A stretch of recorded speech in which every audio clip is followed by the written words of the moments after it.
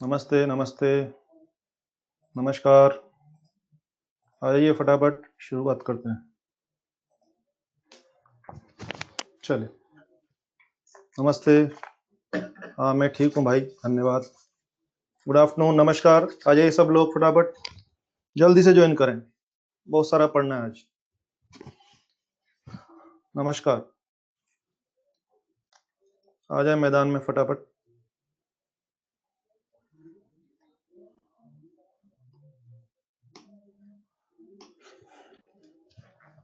चलिए बच्चों, शुरू करते हैं।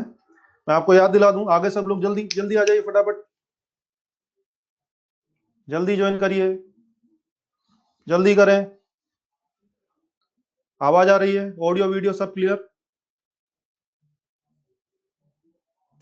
ऑडियो वीडियो सब क्लियर? शुरू करें। चलिए ध्यान दीजिए, मैं कल बता रहा था आप लोगों को कि आज हमें किसके बारे में पढ़ना है, सेल के बारे में।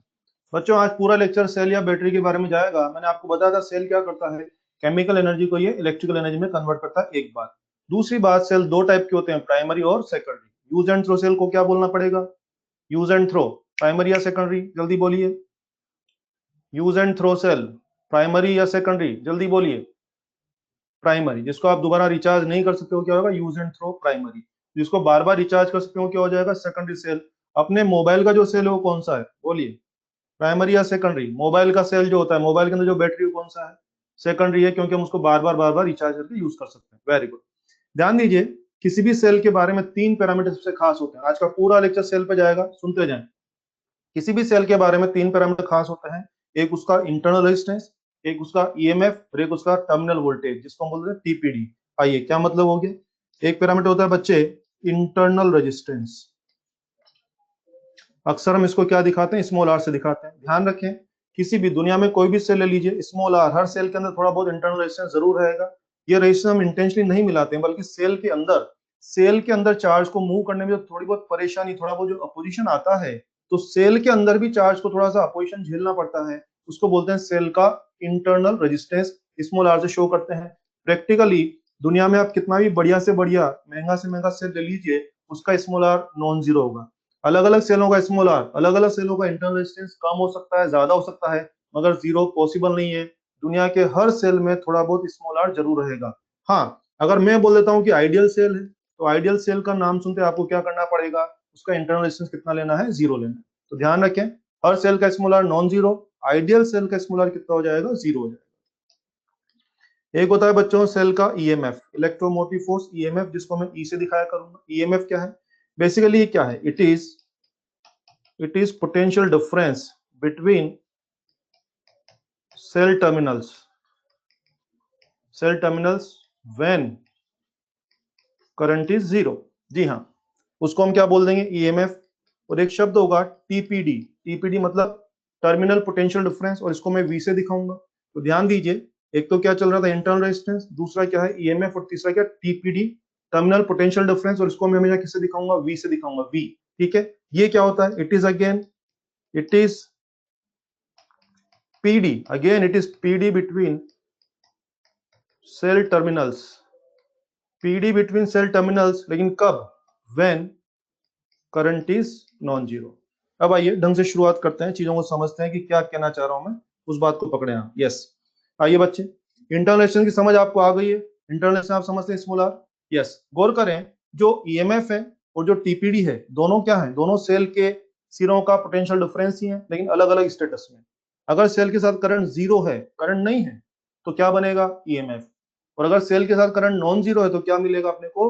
टीपीडी मिलेगा। समझिए, जैसे मान लीजिए कोई सेल है, जैसे मान लीजिए कोई सेल है, आप जानते हैं सेल में दो टर्मिनल होते हैं। ये दो टर्मिनल, मैंने आपको एक काम दिया कि आप इस सेल के दोनों एंड्स का पोटेंशियल डिफरेंस मेजर करके बताइए। आपके पास कोई इंस्ट्रूमेंट रहा होगा, आपने अपने इंस्ट्रूमेंट को यहाँ लगाया और आपने दोनों एंड का पोटेंशियल डिफरेंस मुझे बताया कि सर 5 वोल्ट आ रहा है, 5 वोल्ट पोटेंशियल डिफरेंस आ रहा है। अभी जो 5 वोल्ट है, ये सेल का ईएमएफ भी हो सकता है और टीपीडी भी हो सकता है। तो ये जजमेंट मुझे लेना है, तो मैं कैसे तय करूंगा?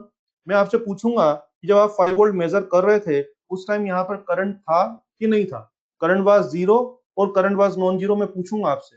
अगर आपने बोला sir current was zero, at that time current was zero, current नहीं था, तो 5 वोल्ट क्या बनेगा? ईएमएफ बनेगा। क्या बनेगा? ईएमएफ बनेगा।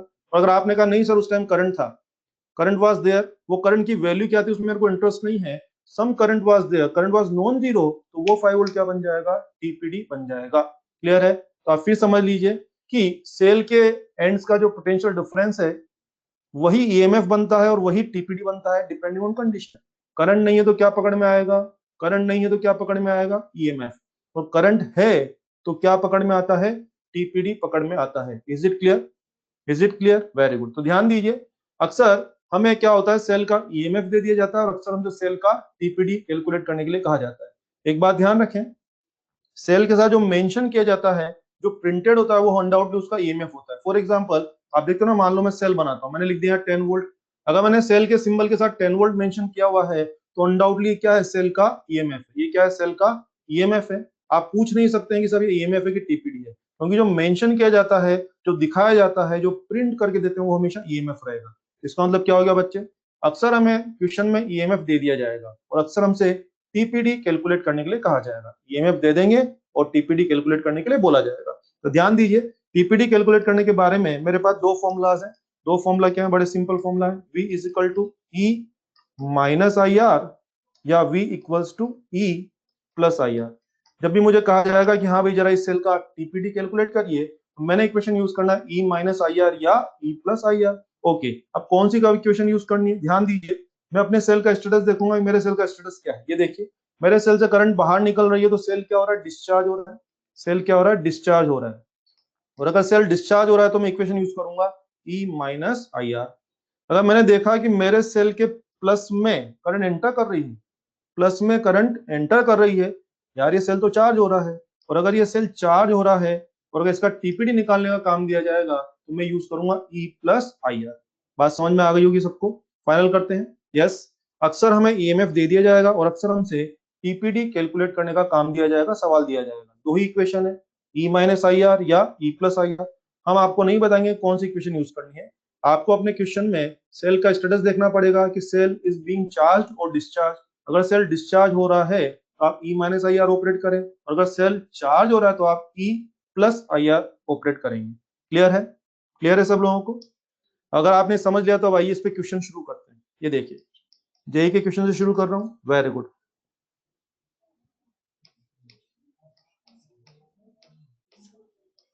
इसे मानिए ये क्वेश्चन हमारे पास, ओके, ये सेल है मान लीजिए 15 वोल्ट एंड लेट 1 ओम, ये सेल है मान लीजिए 5 वोल्ट एंड कुछ भी ले लीजिए 3 ओम, और ये मान लीजिए 60 ओम का लोड है। ओके, और क्वेश्चन मुझे कहा, क्या कहा गया है, TPD of each cell question mark. इस सर्किट में दो सेल है और मुझे क्या कहा है, हर एक सेल का टीपीडी पता करना है। जरा आ जाइए मेरे साथ। ये 15 वोल्ट क्या है, इस सेल का ईएमएफ है, और ये 1 ओम इस सेल का इंटरनल रेजिस्टेंस है। 5 वोल्ट इस सेल का ईएमएफ है, जो मेंशन होता है वो हमेशा क्या होता है, ईएमएफ है। और 3 ओम इसका क्या है, इंटरनल रेजिस्टेंस हो गया। 16 ओम का लोड यहाँ पे लगा हुआ है। अब आप जानते हैं कि मैं इक्वेशन यूज करके क्या लाने वाला हूँ, टीपीडी लाने वाला हूँ। आई थिंक टीपीडी के लिए मुझे क्या चाहिए, ई चाहिए, आई चाहिए और आर चाहिए। आई थिंक मुझे ई और आर तो आपने दे रखा है, मुझे आई की जरूरत पड़ेगी। अब मुझे आई की जरूरत पड़ेगी तो पहले आई की तैयारी कर लें। आप देखिए, इस सर्किट के अंदर दो सेल हैं, एक है 15 वोल्ट और एक है 5 वोल्ट, तो दोनों की कॉम्बिनेशन से करंट चलेगी। अब देखिए, 15 वोल्ट क्या बोल रहा है कि मैं यूं करंट चलाऊंगा, 15 वोल्ट क्या बोल रहा है कि मैं एंटी क्लॉकवाइज करंट चलाऊंगा, और 5 वोल्ट क्या बोल रहा है, नहीं मैं तो क्लॉकवाइज करंट चलाऊंगा। तो बताइए, फाइनल डायरेक्शन ऑफ करंट किसके हिसाब से तय होगी, छोटा सेल या बड़ा सेल, 5 वोल्ट या 15 वोल्ट, कौन तय करेगा?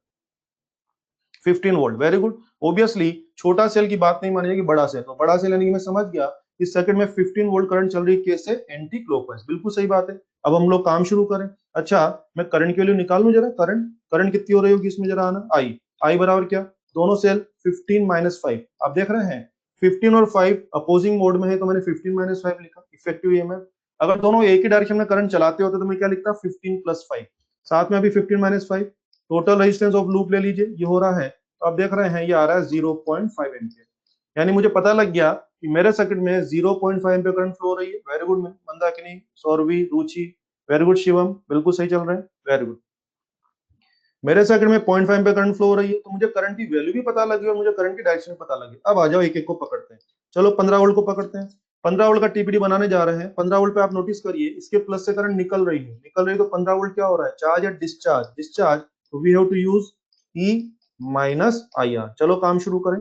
ई कितना है, 15, आई कितना है 0.5 और आर कितना है इसका 1, so I think we are getting 14.5 volt. Very good, 14.5 volt, शाबाश, वेरी गुड, बिल्कुल सही बोल रहे हैं। चलो ऐसा करते हैं 5 वोल्ट पे काम करें फिर। 5 वोल्ट को देखना, अरे 5 वोल्ट क्या हो रहा है यार, इसके प्लस में करंट एंटर कर रही है, तो बोलो ये डिस्चार्ज हो रहा है कि चार्ज हो रहा है? चार्ज हो रहा है। बोलो बोलो, 5 वोल्ट देख रहे हैं, प्लस में करंट एंटर कर रही है, चार्ज हो रहा है बच्चे, शाबाश, चार्ज हो रहा है। तो बोलिए किसको ले लिया जाए, ई प्लस आई आर को ले लिया जाए। ई की वैल्यू कितनी है 5, प्लस आई की वैल्यू कितनी है 0.5 और आर की वैल्यू कितनी है 3, I think we are getting 6.5 volt. इस तरह से मेरे दोनों सेलों के क्या मिल गए, मुझे टीपीडी मिल रहा है। वैष्णवी गलत आंसर है बेटा, 6.5 आएगा, चेक करो, 26 नहीं। इस क्वेश्चन की सबसे अच्छी बात आप देखिए, मैंने आपसे बातों बातों में दोनों इक्वेशन यूज करा ली। एक बार तो आपने ई माइनस आई आर यूज किया और एक बार आपने ई प्लस आई आर यूज किया, और मैंने तो आपसे नहीं बताया था कि कौन सी इक्वेशन यूज करना, तो खुद आपको तय करना है। अगर आपका सेल डिस्चार्ज हो रहा है तो आपको यूज करना ई माइनस आई आर, अगर आपका सेल चार्ज हो रहा है तो आपको यूज करना है ई प्लस आई आर। तो इस तरह से आप बहुत आसानी से टीपीडी के न्यूमेरिकल कर सकते हैं बच्चे। आइए अगला क्वेश्चन देखिए। सेल, एक सेल है जिसकी डिटेल है ई और आर, ठीक है, ओके। मुझे बोल रहे हैं कि फाइंड टीपीडी, इसका टीपीडी पता करिए। इफ एक सेल है मेरे पास जिसकी डिटेल ई और आर है, मुझे बोल रहे हैं इसका टीपीडी लाइए। इफ करके दो सवाल है, yes, cell is short circuited, cell is short circuited, और दूसरा क्वेश्चन है सेल इज ओपन सर्किटेड।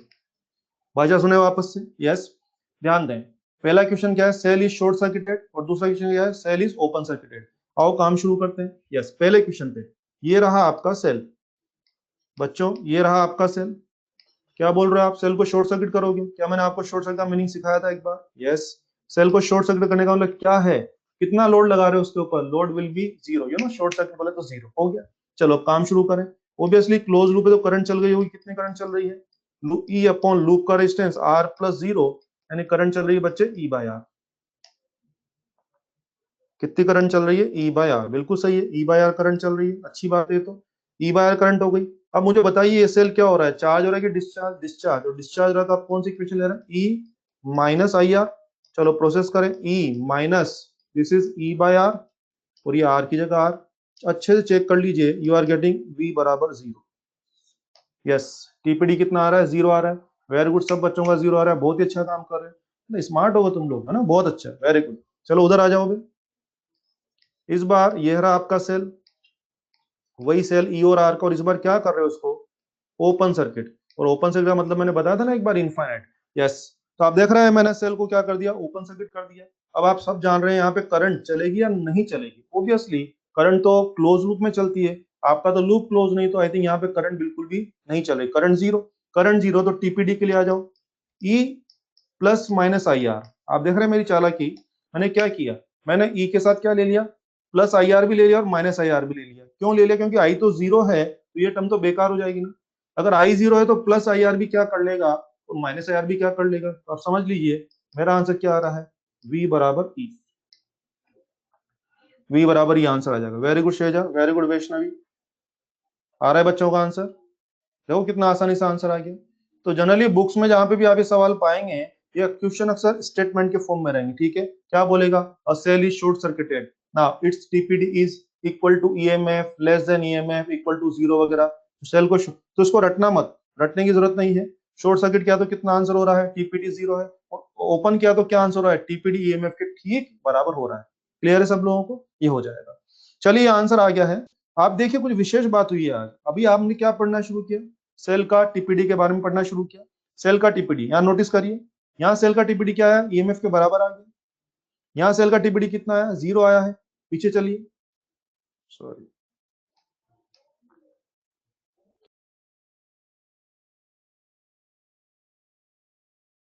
होंगे, यहाँ सेल का जो वी आएगा क्या वो लेस देन आएगा, क्या वो मोर देन ई आएगा। इसका मतलब मैं समझ गया यार कि अगर सेल डिस्चार्ज हो रहा है तो उसका टीपीडी ईएमएफ से कम होता है। सेल अगर डिस्चार्ज हो रहा है तो उसका टीपीडी ईएमएफ से कम होता है। सेल अगर चार्ज हो रहा है तो उसका टीपीडी, दिख रहा है सब लोगों को, all is well, all is well, जिनको नहीं दिख रहा कनेक्शन चेक करें, all is well, very good. चलो फिर आ जाओ। अगर सेल डिस्चार्ज हो रहा है तो उसका टीपीडी ईएमएफ से कम हो रहा है, सेल अगर चार्ज हो रहा है तो उसका टीपीडी ईएमएफ से ज्यादा हो रहा है, सेल अगर ओपन सर्किट है तो उसका टीपीडी ईएमएफ के बराबर हो रहा है, और सेल शॉर्ट सर्किट तो उसका टीपीडी जीरो भी आ रहा है। एक क्वेश्चन बनता है जनरल क्वेश्चन कि किसी सेल का टीपीडी ईएमएफ से कम होता है, ज्यादा होता है, बराबर होता है कि कुछ भी होता है, बोलिए। सेल का टीपीडी ईएमएफ से कम, ज्यादा, बराबर या कुछ भी होगा, कुछ भी होगा, very good, depending on condition, depend करेगा कि सेल चार्ज हो रहा है कि डिस्चार्ज हो रहा है। आई थिंक सब पॉसिबिलिटीज है, ज्यादा भी हो सकता है, कम भी हो सकता है, और इवन बराबर भी हो सकता है, ठीक बात है। चलिए एक अपना क्वेश्चन जो है ये नीट में आया हुआ क्वेश्चन देखो, नीट का क्वेश्चन,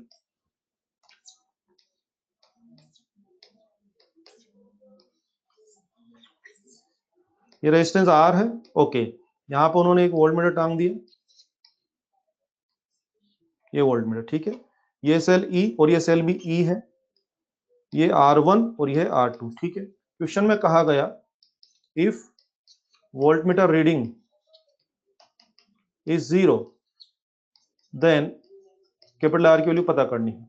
सबसे पहले तो आप देखिए कि वोल्ट मीटर यहाँ क्या कर रहा होगा, इन दोनों पॉइंट के बीच में वोल्ट मीटर लगा हुआ है, तो ये वोल्ट मीटर क्या कर रहा होगा, इस पहले सेल का क्या पोटेंशियल डिफरेंस पड़ रहा होगा, बिल्कुल पहले सेल का पोटेंशियल डिफरेंस पड़ रहा होगा। क्या हम जानते हैं इस लूप में करंट चल रही होगी, बिल्कुल, क्या इस लूप में इस तरह करंट चल रही होगी, दोनों सेल एक ही डायरेक्शन में करंट चला रहे हैं ना, ये भी लेफ्टवर्ड और वो भी लेफ्टवर्ड, तो दोनों एक ही डायरेक्शन में करंट चला रहे हैं, तो अल्टीमेटली इसमें कुछ ना कुछ करंट चल रही है, मान लीजिए आई करंट चल रही है। तो आप देखिए क्या हो गया कि ये जो वोल्ट मीटर है पहले सेल का क्या पड़ रहा है, पोटेंशियल डिफरेंस, और ये पहला सेल कैसा है, विदाउट करंट या विद करंट, पहला सेल का स्टेटस क्या है, विदाउट करंट या विद करंट, जल्दी बोलिए, विद करंट, विद करंट है, विद करंट है बेटे, विद करंट, विद है, देखो अच्छे से, इसमें करंट चल रही है ना, विद करंट है, और विद करंट है तो बोलो पोटेंशियल डिफरेंस के नाम पे क्या पकड़ में आएगा, ईएमएफ या टीपीडी, ईएमएफ की टीपीडी, टीपीडी पकड़ में आएगा। तो इसका मतलब क्या हो गया कि अपन क्या करें, पहले सेल का टीपीडी जीरो दिया हुआ एक तरह से, इनडायरेक्टली क्वेश्चन का मैसेज क्या है कि पहले सेल का टीपीडी जीरो है, तो ऐसा करते हैं हम लोग पहले सेल का टीपीडी बना लेते हैं और हमसे जो आएगा उसको उठा के जीरो कर देंगे। आइए, पहला सेल डिस्चार्ज हो रहा है तो उसका टीपीडी बनाने जा रहा हूं मैं, ये देखिए, ओके, टीपीडी जीरो है, ई1 की वैल्यू क्या, ई माइनस आई1, अच्छा मुझे आई1 की जरूरत पड़ेगी, आई1 कितना हो रहा है जरा देखना, E plus E upon R plus R one plus R two, मानते हैं आप, लूप में दोनों सेल क्या कर रहे हैं, एक दूसरे को सपोर्ट कर रहे हैं, ई प्लस ई दो सेल हो गए, ई प्लस ई दोनों एक ही डायरेक्शन में, लूप का रेजिस्टेंस लिख दिया, इनटू क्या आ जाएगा R1, बस इसको मैनेज करना है, करिए मैनेज इसको, 2e, ये हो जाएगा, ई से ई काट दीजिए, सोल्व करके देखिए आपको आ रहा है R is equal to R1 minus R2, exam में आंसर था R1 माइनस R2, शाबाश, चेक करें फटाफट से, ये क्वेश्चन हमने नीट में आया हुआ ये वाला, अभी 2-3 साल पहले क्वेश्चन था ये।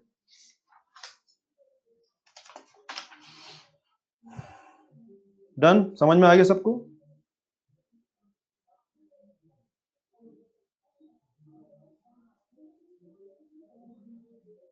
वोल्ट मीटर टीपीडी इसलिए पढ़ रहा है क्योंकि इस टाइम आपका सेल क्या है, सेल के साथ करंट एसोसिएट है, अगर इस सेल में करंट नहीं होती तो यही वोल्ट मीटर क्या पढ़ रहा होता, ये ईएमएफ पढ़ रहा होता, वोल्ट मीटर केवल क्या कर रहा है, उसका पोटेंशियल डिफरेंस पढ़ रहा है, तो वोल्ट मीटर जो भी पोटेंशियल डिफरेंस पढ़ रहा है उस समय आपका सेल के साथ करंट जीरो है कि नॉन जीरो है, नॉन जीरो है, तो मैं समझ गया क्या करंट नॉन जीरो है, ऐसे टाइम में सेल का क्या पकड़ में आता है, ऑब्वियसली टीपीडी पकड़ में आता है, इस तरह से हो जाएगा, ठीक है, वेरी गुड।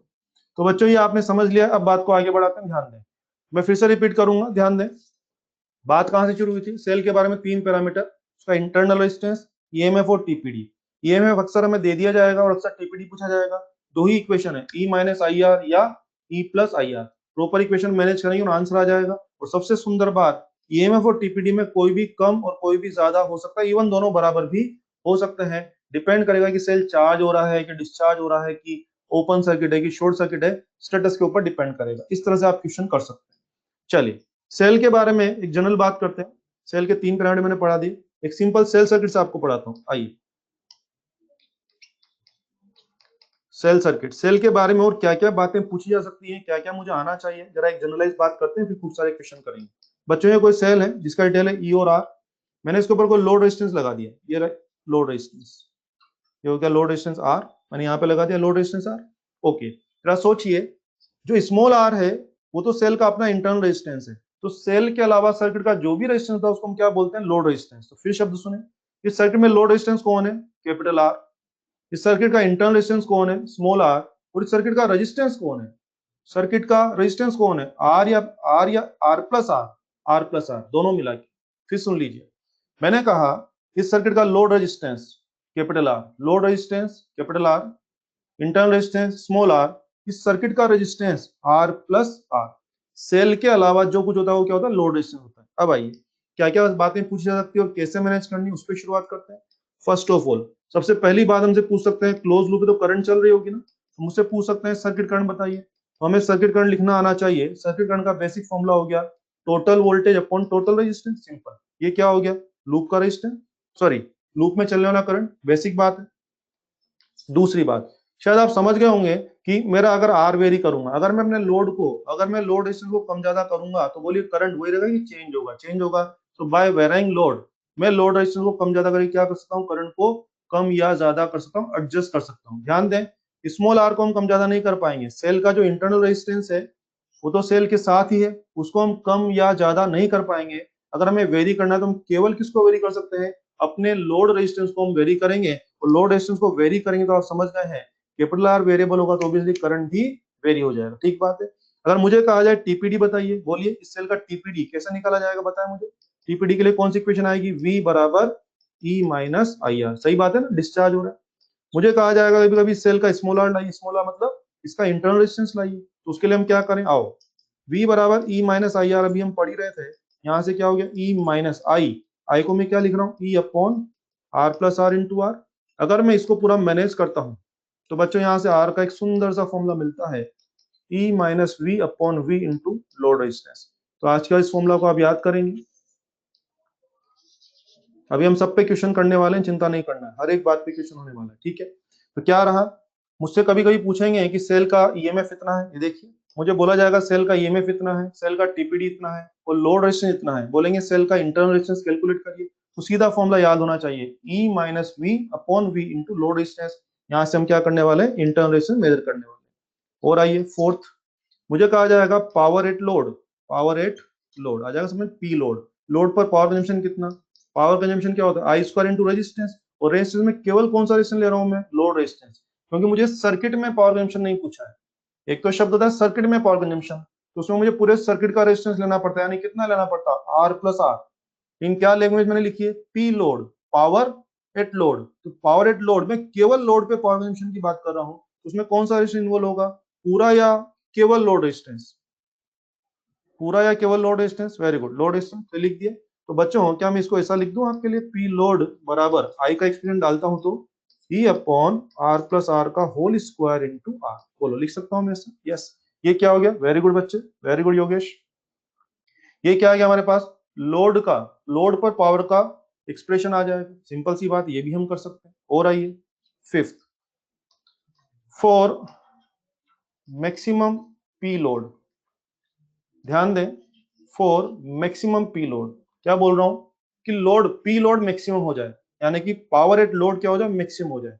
अब अच्छे से समझिए, पावर एट लोड किस पे डिपेंड कर रहा है, कैपिटल आर पे डिपेंड कर रहा है, लोड रेजिस्टेंस पे डिपेंड कर रहा है। तो अगर मैं अपना लोड रेजिस्टेंस कम ज्यादा करूंगा, अगर मैं अपना कैपिटल आर को वेरी करूंगा, बच्चे कैपिटल आर वेरी करेंगे तो क्या होगा, पावर एट लोड भी वेरी होगा। तो यार मैं सोच रहा हूं कि कैपिटल आर का मान क्या लिया जाए, लोड रेजिस्टेंस का मान क्या लिया जाए कि पावर एट लोड क्या हो जाए, मैक्सिमम हो जाए। तो ये करने के लिए आई थिंक मुझे क्या करना चाहिए, क्या हमें मैक्सिमम मिनिमम प्रोसेड करनी चाहिए, yes, DP by D R. मैं पावर एट लोड को with respect to variable, with respect to variable मतलब with respect to load resistance R differentiate करके जीरो की इक्वेट करूं। याद है मैक्सिमम मिनिमम में आप क्या करते थे, dy बाय dx बराबर जीरो करते थे, तो मैं क्या कर रहा हूँ, dp बाय dr जीरो कर दूं। अगर मैं ऐसा करता हूं तो मुझे कंडीशन मिलती है बच्चे, r बराबर r, क्या कंडीशन मिलती है, r बराबर r। आपको ज्यादा मैथ्स के चक्कर में नहीं पड़ना है, कंडीशन रट लो, दिमाग में फीड कर लो। जब जब सर्किट का टोटल रेजिस्टेंस, जब जब सर्किट का लोड रेजिस्टेंस सर्किट के इंटरनल रेजिस्टेंस के बराबर होगा, उस कंडीशन में लोड पे पावर मैक्सिमम होगी। इस कंडीशन में लोड पे पावर क्या होगी, मैक्सिमम। ये maximum power, maximum power at load की कंडीशन है। एग्जाम में तो एक बार ये पूछा गया कि नहीं नहीं आप तो लोड पर मैक्सिमम पावर ही बताओ कितनी होगी, लोड पर मैक्सिमम पावर बताओ कितनी होगी, एक्सप्रेशन बताओ, लोड पर मैक्सिमम पावर बताओ। तो लोड पर पावर का करें, उसमें क्या करें, तो उसमें आर बराबर आर डाल दें, किसमें, इसमें क्या डाल दो, कैपिटल आर बराबर स्मॉल आर डाल दो, रख के सोल्व कर लो। ये आ जाएगा आपका E square upon 4r, E square upon 4r आ जाएगा बच्चे।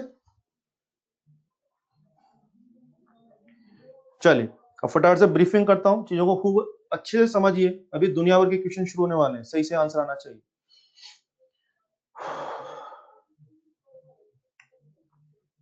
समझ में आ गया यहां तक? अब सुनो, आप वापस सुने अच्छे से। यस, मैंने क्या बात शुरू करी, मैंने एक सेल सर्किट लिया, ये तो अपना सेल था, और सेल के ऊपर मैंने क्या लगा दिया, एक लोड रेजिस्टेंस लगा दिया। हमसे करंट पूछेंगे तो क्या करना है, ई upon total resistance of circuit. TPD पूछेंगे तो मैं देख रहा हूँ सेल डिस्चार्ज हो रहा है, तो obviously E minus I are.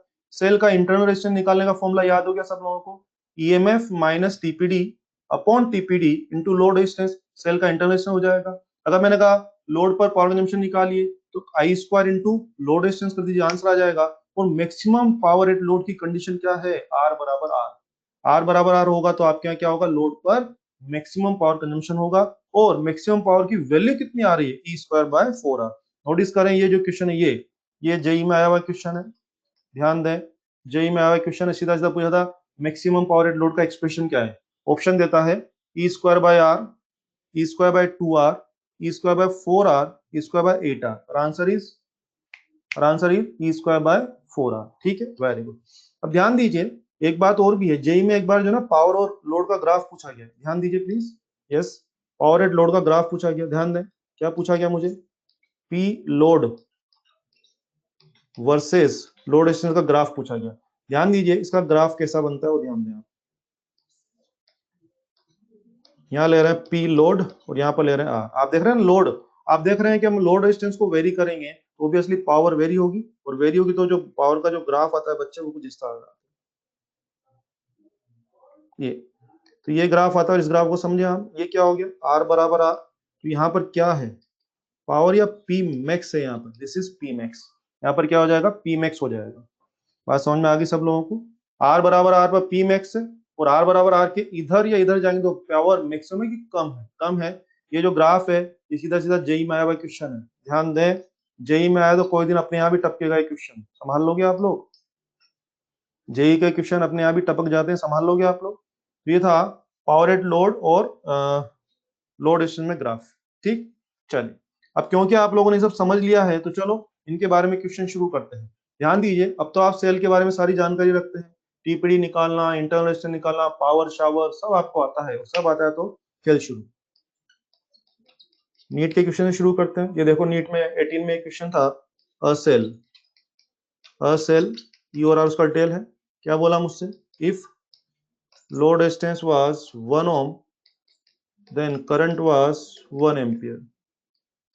If load was 3 ohm then current was 0.5 ampere. ये सब दे दिया, और देकर के मुझे क्या पूछा, सेल का ईएमएफ चाहिए और सेल का स्मॉल आर चाहिए। क्या रहा, एक सेल पर लोड लगाया 1 ohm तो करंट चला 1 एम्पियर, उसी सेल पर लोड लगाया 3 ohm तो करंट चला 0.5। बोल रहा है सेल का ईएमएफ लाइए और स्मॉल आर लाइए। तुम्हें याद है अभी अभी हमने फॉर्मूला पढ़ा था, सर्किट करंट का फॉर्मूला अभी भी क्या पढ़ा है मैंने, E upon R plus R, यही पढ़ा हम लोगों ने। तो क्या करें, इस इक्वेशन को दो बार मैनेज कर लें। आइए, एक बार करंट कितना चला 1, ई आर 1 प्लस आर, एक इक्वेशन तो ये हो जाएगी। और दूसरी बार करंट कितना चला 0.5 ई, और लोड कितना था 3, और दिस इज आर। क्या दो इक्वेशन तैयार है, और दो इक्वेशन तैयार है और दो अननोन है, ई और स्मॉल आर। क्या दोनों को सोल्व करके ई और स्मॉल आर लाया जा सकता है? Come on, get the answer. शाबाश करण, करण बिल्कुल सही आंसर है आपका, वेरी गुड, शाबाश। जल्दी आंसर लाइए, जल्दी आंसर लाइए, दोनों को सोल्व करिए, जल्दी बोलो, मैं गलत लिख दूंगा वरना। आर की वैल्यू आ रही है 1 ohm और ई की वैल्यू आ रही है 2 ohm, सॉरी 2 वोल्ट। इनको सोल्व करके देखिए, ई आ रहा है 2 वोल्ट और स्मॉल आर आ रहा है 1 ohm। शाबाश, जल्दी सोल्व करें, मैं गलत लिख दूंगा वरना। जल्दी सोल्व करो, मैं गलत आंसर लिख दूंगा, जल्दी बोलो। कर सकते हैं, सोल्व कर सकते हैं। 1 and 2, अमन वेरी गुड, शाबाश। अनुष्का, रितु बराबर सही आंसर है। उज्जवल वेरी गुड, बहुत सुंदर, शाबाश। कर लेंगे ये क्वेश्चन, अभी 2018 का एग्जाम का क्वेश्चन है भाई साहब, ये कर लो, कितना आसान क्वेश्चन है। बहुत आसान है क्वेश्चन, वेरी गुड। और देखिए अगला क्वेश्चन देखो, अगला क्वेश्चन भी अपने नीट का ही है। ये देखिए क्या बोला, सेल का जो ईएमएफ था वो था 2.2 वोल्ट, सेल का TPD was given 1.8 volt, load resistance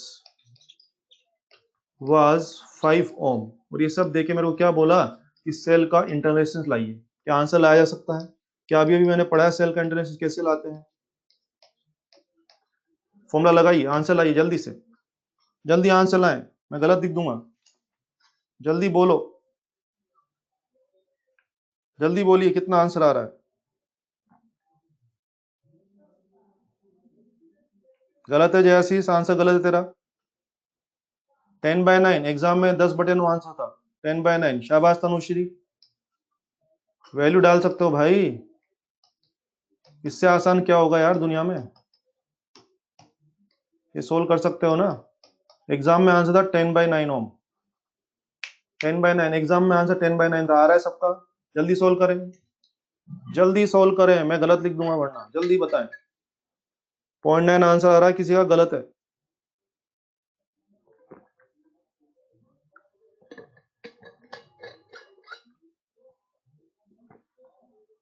10/9 हो जाएगा बच्चे, वेरी गुड। हाँ एग्जाम में इसको डिवाइड मत करो, एग्जाम में 10/9 आंसर था, उन्होंने इसको फर्दर डिवाइड नहीं किया होगा। हो जाएगा बच्चे, दिव्या वेरी गुड, शाबाश। आगे बढ़े जवान, सभी जवान आगे बढ़े। अगला क्वेश्चन मैं ले रहा हूं, वो भी अपने नीट में आया हुआ क्वेश्चन। ये देखिए, इस क्वेश्चन से फिर आपकी आंखें खुल जाएंगी।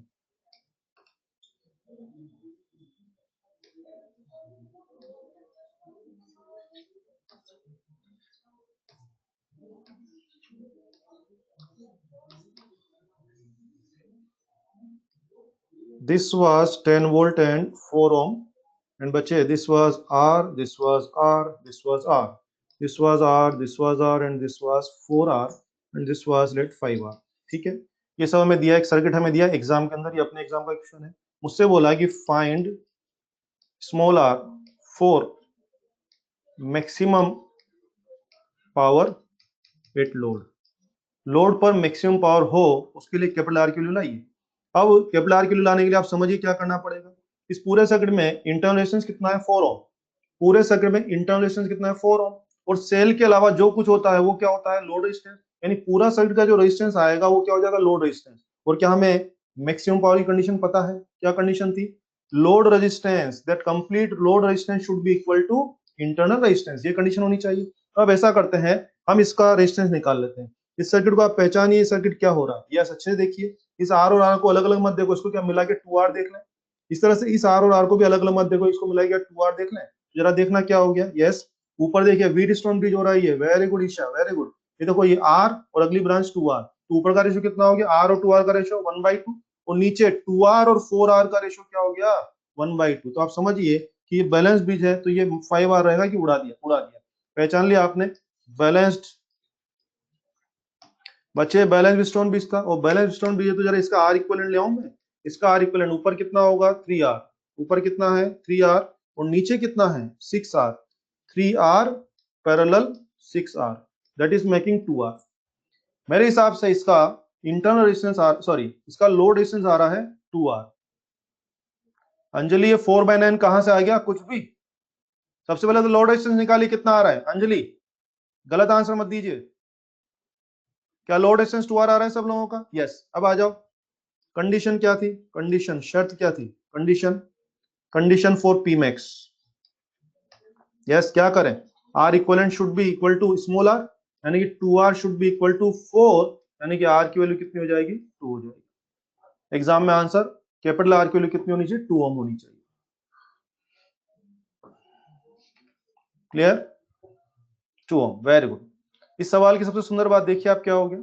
आ गया बच्चों का आंसर 2 ओम, वेरी गुड। अंजलि मौर्य, आपका आंसर आया। अंजलि मौर्य जल्दी से जवाब दीजिए, आंसर आया कि नहीं? अंजलि मौर्य, क्या आंसर है आपका?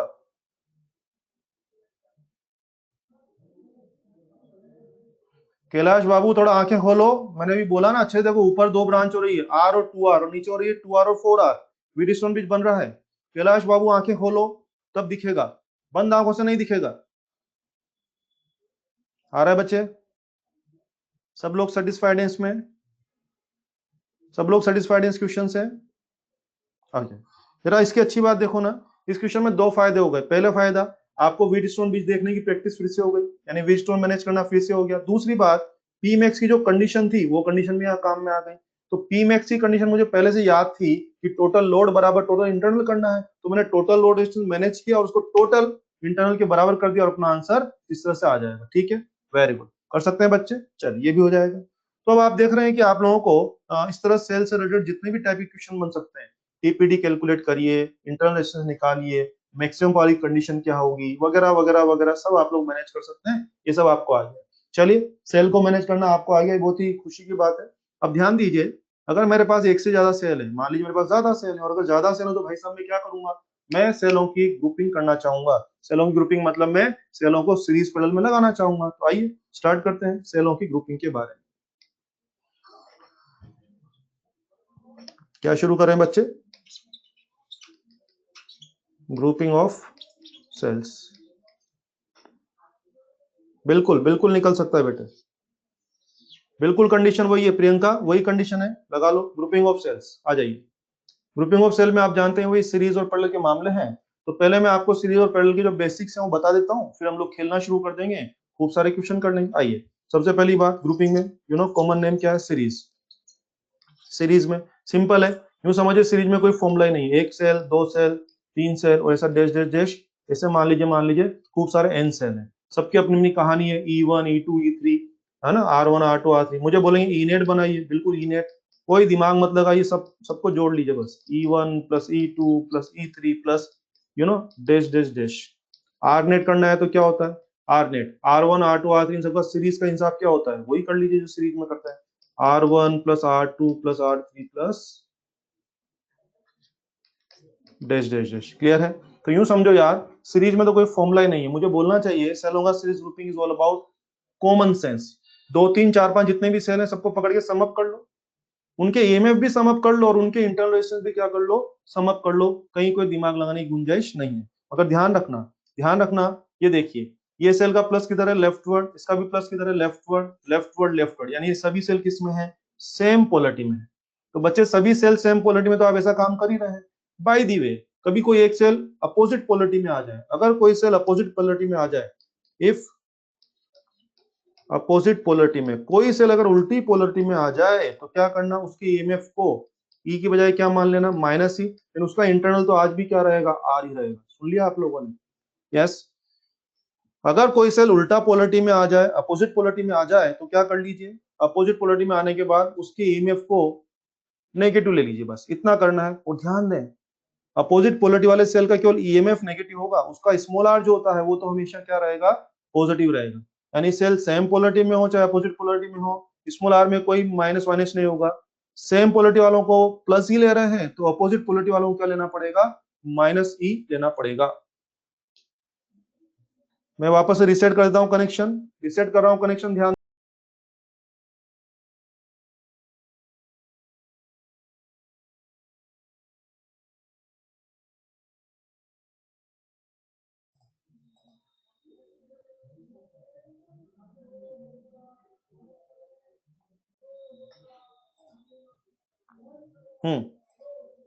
अब ठीक है, अब ठीक है, all is well, all is well, जल्दी बोलिए, सब ठीक है अब?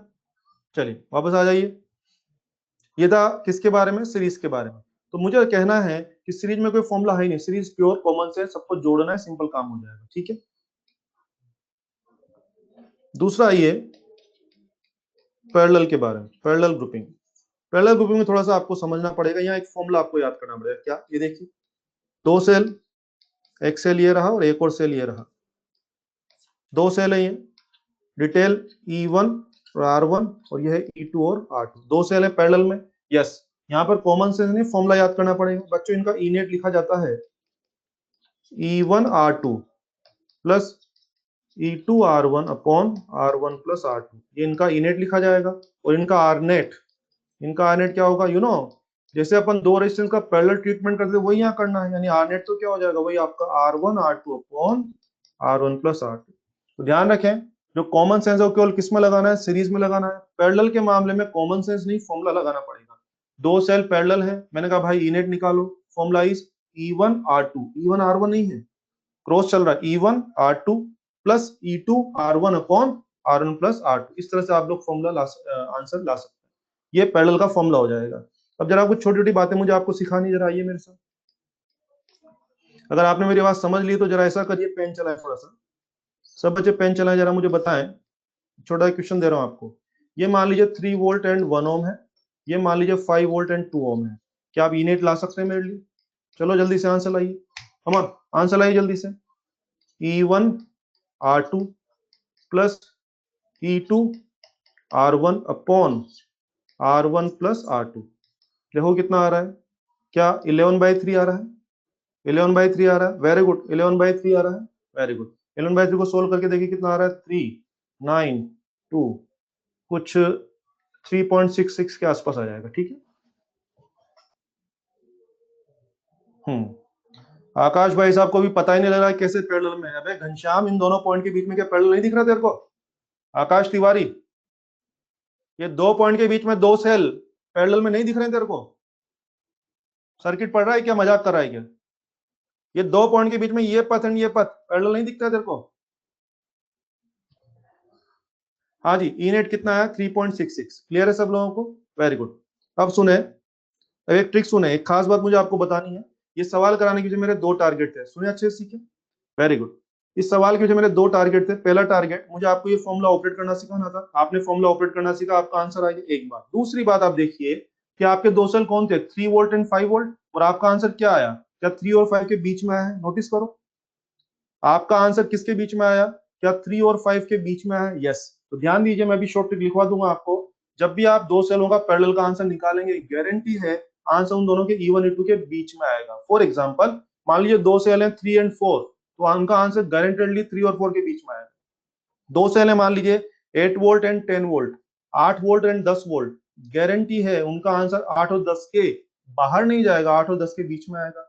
एक सेल है मान लीजिए 4 वोल्ट और एक सेल है 7 वोल्ट, 4 वोल्ट और 7 वोल्ट, गारंटी है आंसर जो आएगा 4 और 7 के बीच में कहीं आएगा। ये बात पक्की हो गई, क्लियर? एक बात और सुने, एक और बात मुझे आपको बतानी है, एक छोटा सवाल और करके बताएं। सही बच्चे, एक सवाल और करके बताइए। 5 वोल्ट 1 ओम, 5 वोल्ट और 2 ओम, ई नेट लाइए जरा। यस, ई नेट लाइए, मैं सब बोलूंगा, शेखर बाबू डोंट वरी। ई नेट लाइए जरा, ई नेट सोल्व करके लाइए, कितना आ रहा है चेक करें, कर लो, फॉर्मूला लगा दो, E1 R2 E2 R1, कितना आंसर आ रहा है, 5 वोल्ट आंसर आ रहा है, आ रहा है 5 वोल्ट आंसर। और आप देखिए इस सवाल को मैंने जानबूझ के क्यों लिया है, इस सवाल से हमें क्या शिक्षा मिल रही है। यस, अभी जो सवाल किया इससे हमें क्या, इस कहानी से हमें क्या शिक्षा मिल रही है, तो moral of the story this, moral of this story is, yes, दोनों सेल 5 वोल्ट और 5 वोल्ट, तो ई नेट कितना आ गया, 5 वोल्ट। इसका मतलब मैं समझ गया, आज के बाद कभी भी अगर हम पैरेलल ग्रुपिंग डील कर रहे होंगे,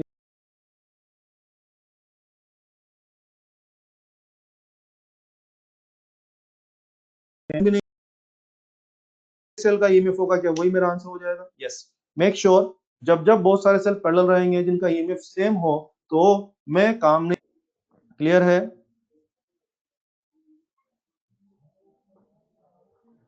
क्लियर है बच्चे?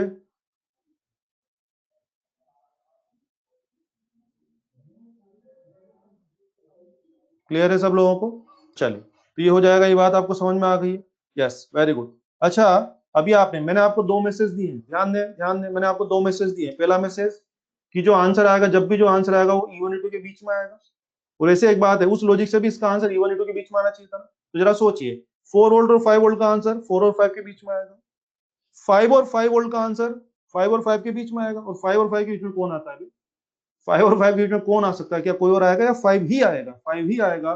उस लॉजिक से भी हम जानते हैं कि इसका आंसर क्या आना चाहिए था, 5 ही आना चाहिए था। तो कुल मिला के आपको ये बात समझ में आनी चाहिए, मैंने जो आपको मैसेज दिया वो क्या है, इंपॉर्टेंट बात क्या है। ये जो मंत्र मैंने आपको बता दिए ना, ये वाले, ये जो मैंने मंत्र बता दिए हैं कि बीच में आंसर आएगा और हमेशा सेम सेल हो तो फिर ई नेट एक सेल के बराबर है। ये पता है कब वैलिड है? जब सभी सेल सेम पोलरिटी में हो, सभी सेल सेम पोलरिटी में हो। जरा देखिए, इसका प्लस दोनों एक ही तरफ है ना, सेम पोलरिटी, इसका प्लस एक ही तरफ है ना, सेम पोलरिटी। तो जो आप मंत्र याद करके चल रहे हो ना मेरे साथ, वो कब वैलिड है? जब सभी सेल सेम पोलरिटी में, यानी क्या रहा, if cells are in same polarity.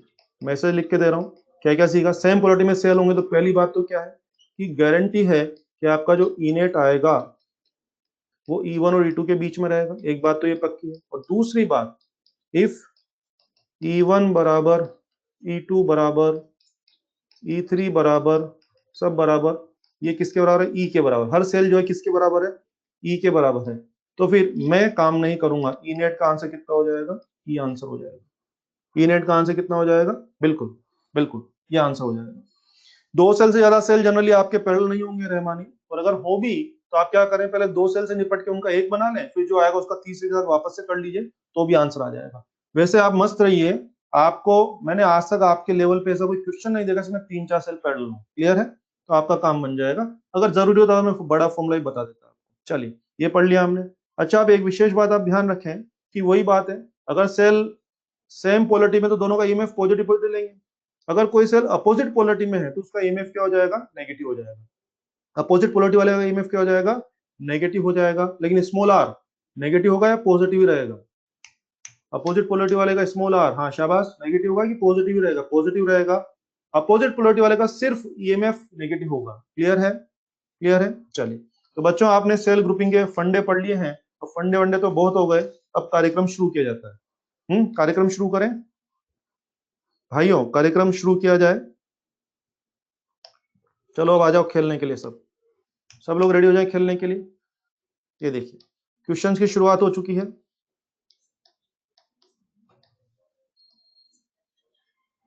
ये सेल ई और आर, ये सेल भी ई और R, and this is R. ठीक है, मुझे पूछ रहे हैं ये सवाल देकर के कि condition for P max at load, load पर पी मैक्स की शर्त क्या होगी?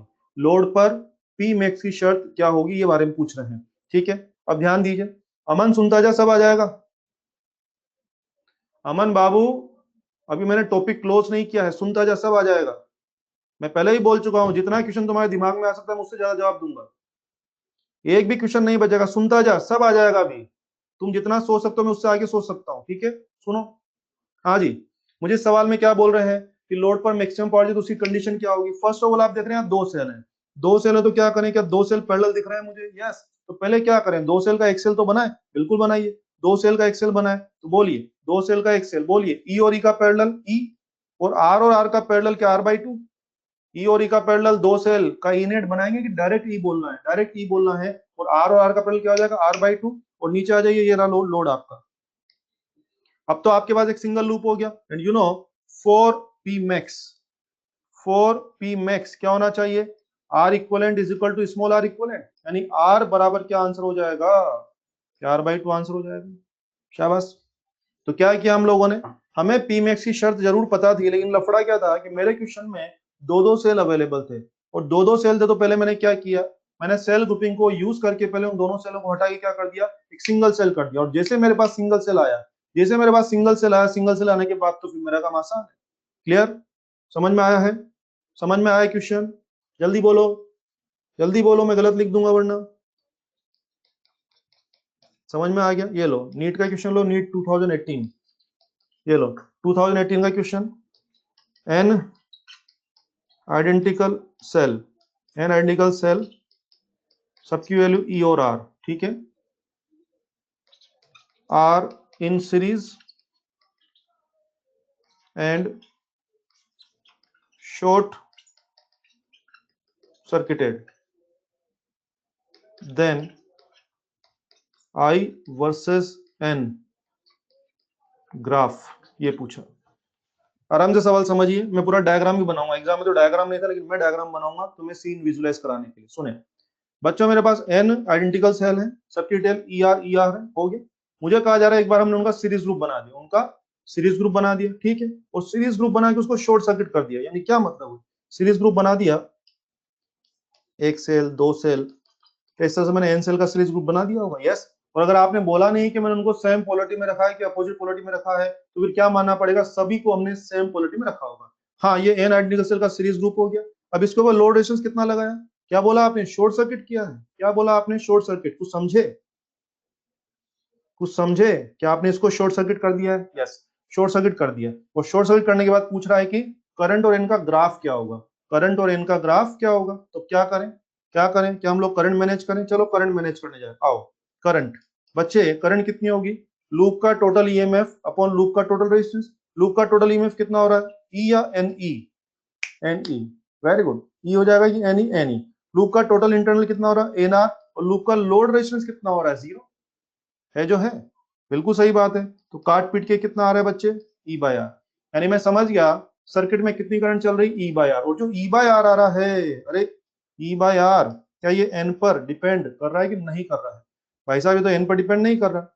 अगर ये एन पर डिपेंड नहीं कर रहा है तो बोलिए आई और एन का ग्राफ। बोलो भाइयों, आई और एन का ग्राफ जो समझे। आई और एन का ग्राफ कैसा हो जाएगा? पता लग रहा है आप लोगों को? आई और एन का ग्राफ कैसा हो जाएगा? इस तरह से हो जाएगा। ठीक है, कांस्टेंट। ये क्वेश्चन अपने एग्जाम में कर लेंगे। सारी भाषा यूज हो रही है, सीरीज ग्रुपिंग यूज हो। आपने ग्रुप को शॉर्ट सर्किट किया। शॉर्ट सर्किट किया तो मैंने समझ लिया, लोड आपने जीरो लगाया, आंसर आ जाएगा। अगला क्वेश्चन देखिए। बढ़े आगे बढ़े जवानों। अंशुल, अपना कनेक्शन चेक कर, सबको दिख रहा हूं मैं। तेरे कनेक्शन में हमेशा प्रॉब्लम ही चलती है। चलो और सुनो बे। ये लो अपने नीट का एक और क्वेश्चन लो। अपने एग्जाम में सेल ग्रुपिंग के काफी क्वेश्चन आते हैं, ठीक है? और सुने आप, ये देखो आप, देखो कितना सुंदर क्वेश्चन है। अगला क्वेश्चन। एन आइडेंटिकल सेल, सबकी वैल्यू ई और आर, ठीक है? Load, load resistance capital R है। अब सुनिए क्या कह रहा है। If I series is equal to I parallel, ठीक है? तो कह रहा है कि लोड रेजिस्टेंस पता करिए कितना रहेगा। वर्टिकल क्यों आएगा बे? करंट कांस्टेंट तो ग्राफ से हॉरिजॉन्टल आएगा।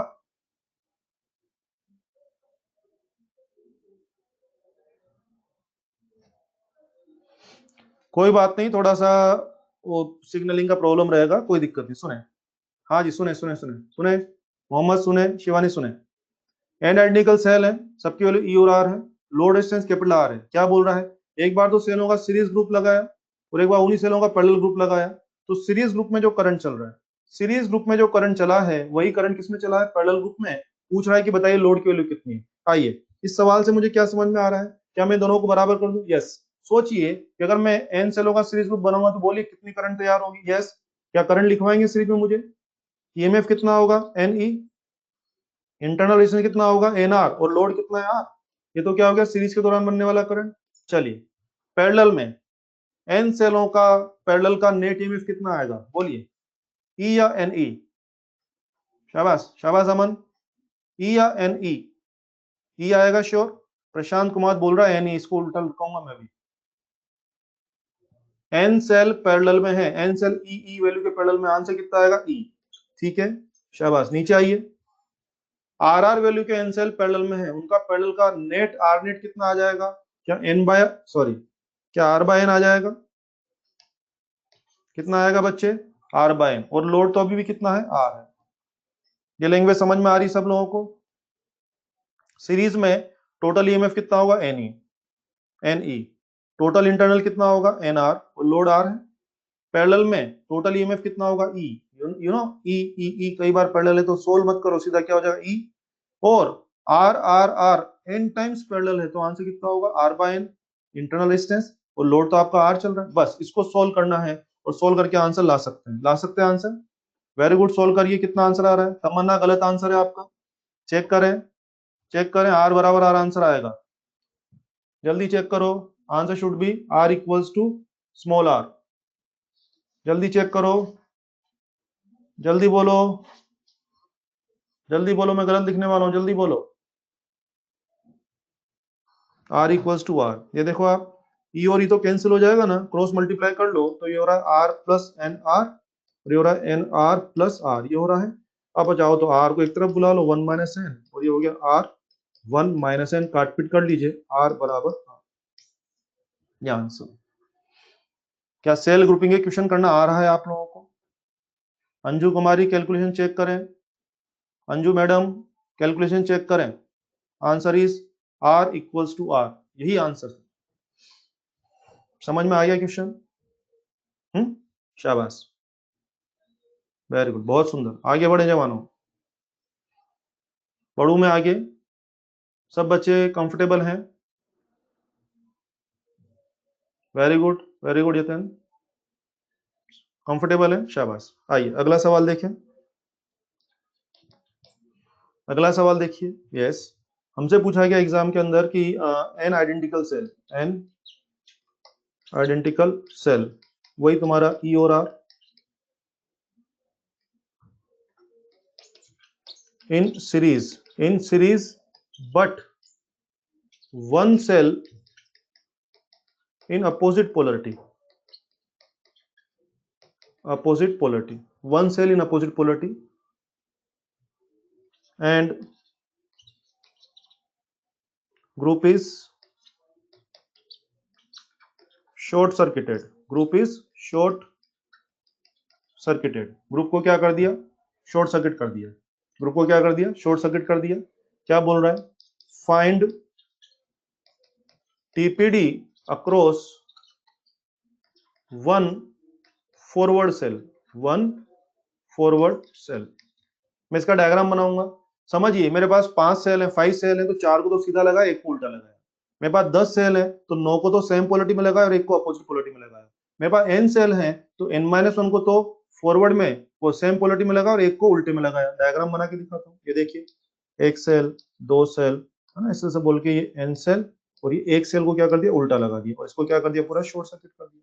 ये सीन है। यस, तो ये समझिए, n-1 सेल तो ये है सीधे वाले, और 1 सेल, एक सेल ये कौन सा है? उल्टा पोलरिटी में हो गया। शाबाश शिवम, एक सेल किसमें? उल्टा पोलरिटी में है। अब मुझे पूछ रहे हैं कि किसी भी एक सीधे सेल का टीपीडी निकालना है।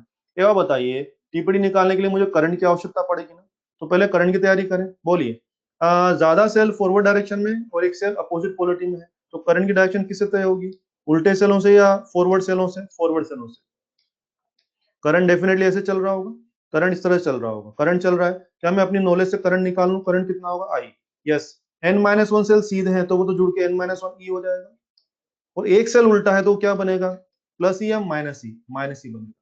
n-1 सेल सीधे हैं तो क्या होगा? n-1 ई, और एक सेल उल्टा पोलरिटी में तो क्या होगा? माइनस ई। हो गया। नीचे, नीचे कितना आएगा? क्या पूरा n आर ही आ जाएगा? Yes, you know, cell same polarity में हो चाहे अपोजिट पोलरिटी में हो, स्मॉल आर तो क्या कैंसिल होते हैं? एड ही होते हैं, एड ही होते हैं। तो ये आपका बन रहा है यहाँ से आई बराबर बन रहा है बच्चे n-2 upon n and E by R. ये करंट चल रही है आपके यहाँ पे, पता लगा आपको? ये करंट आपके यहाँ चल रही है। अब आपको क्या निकालना है?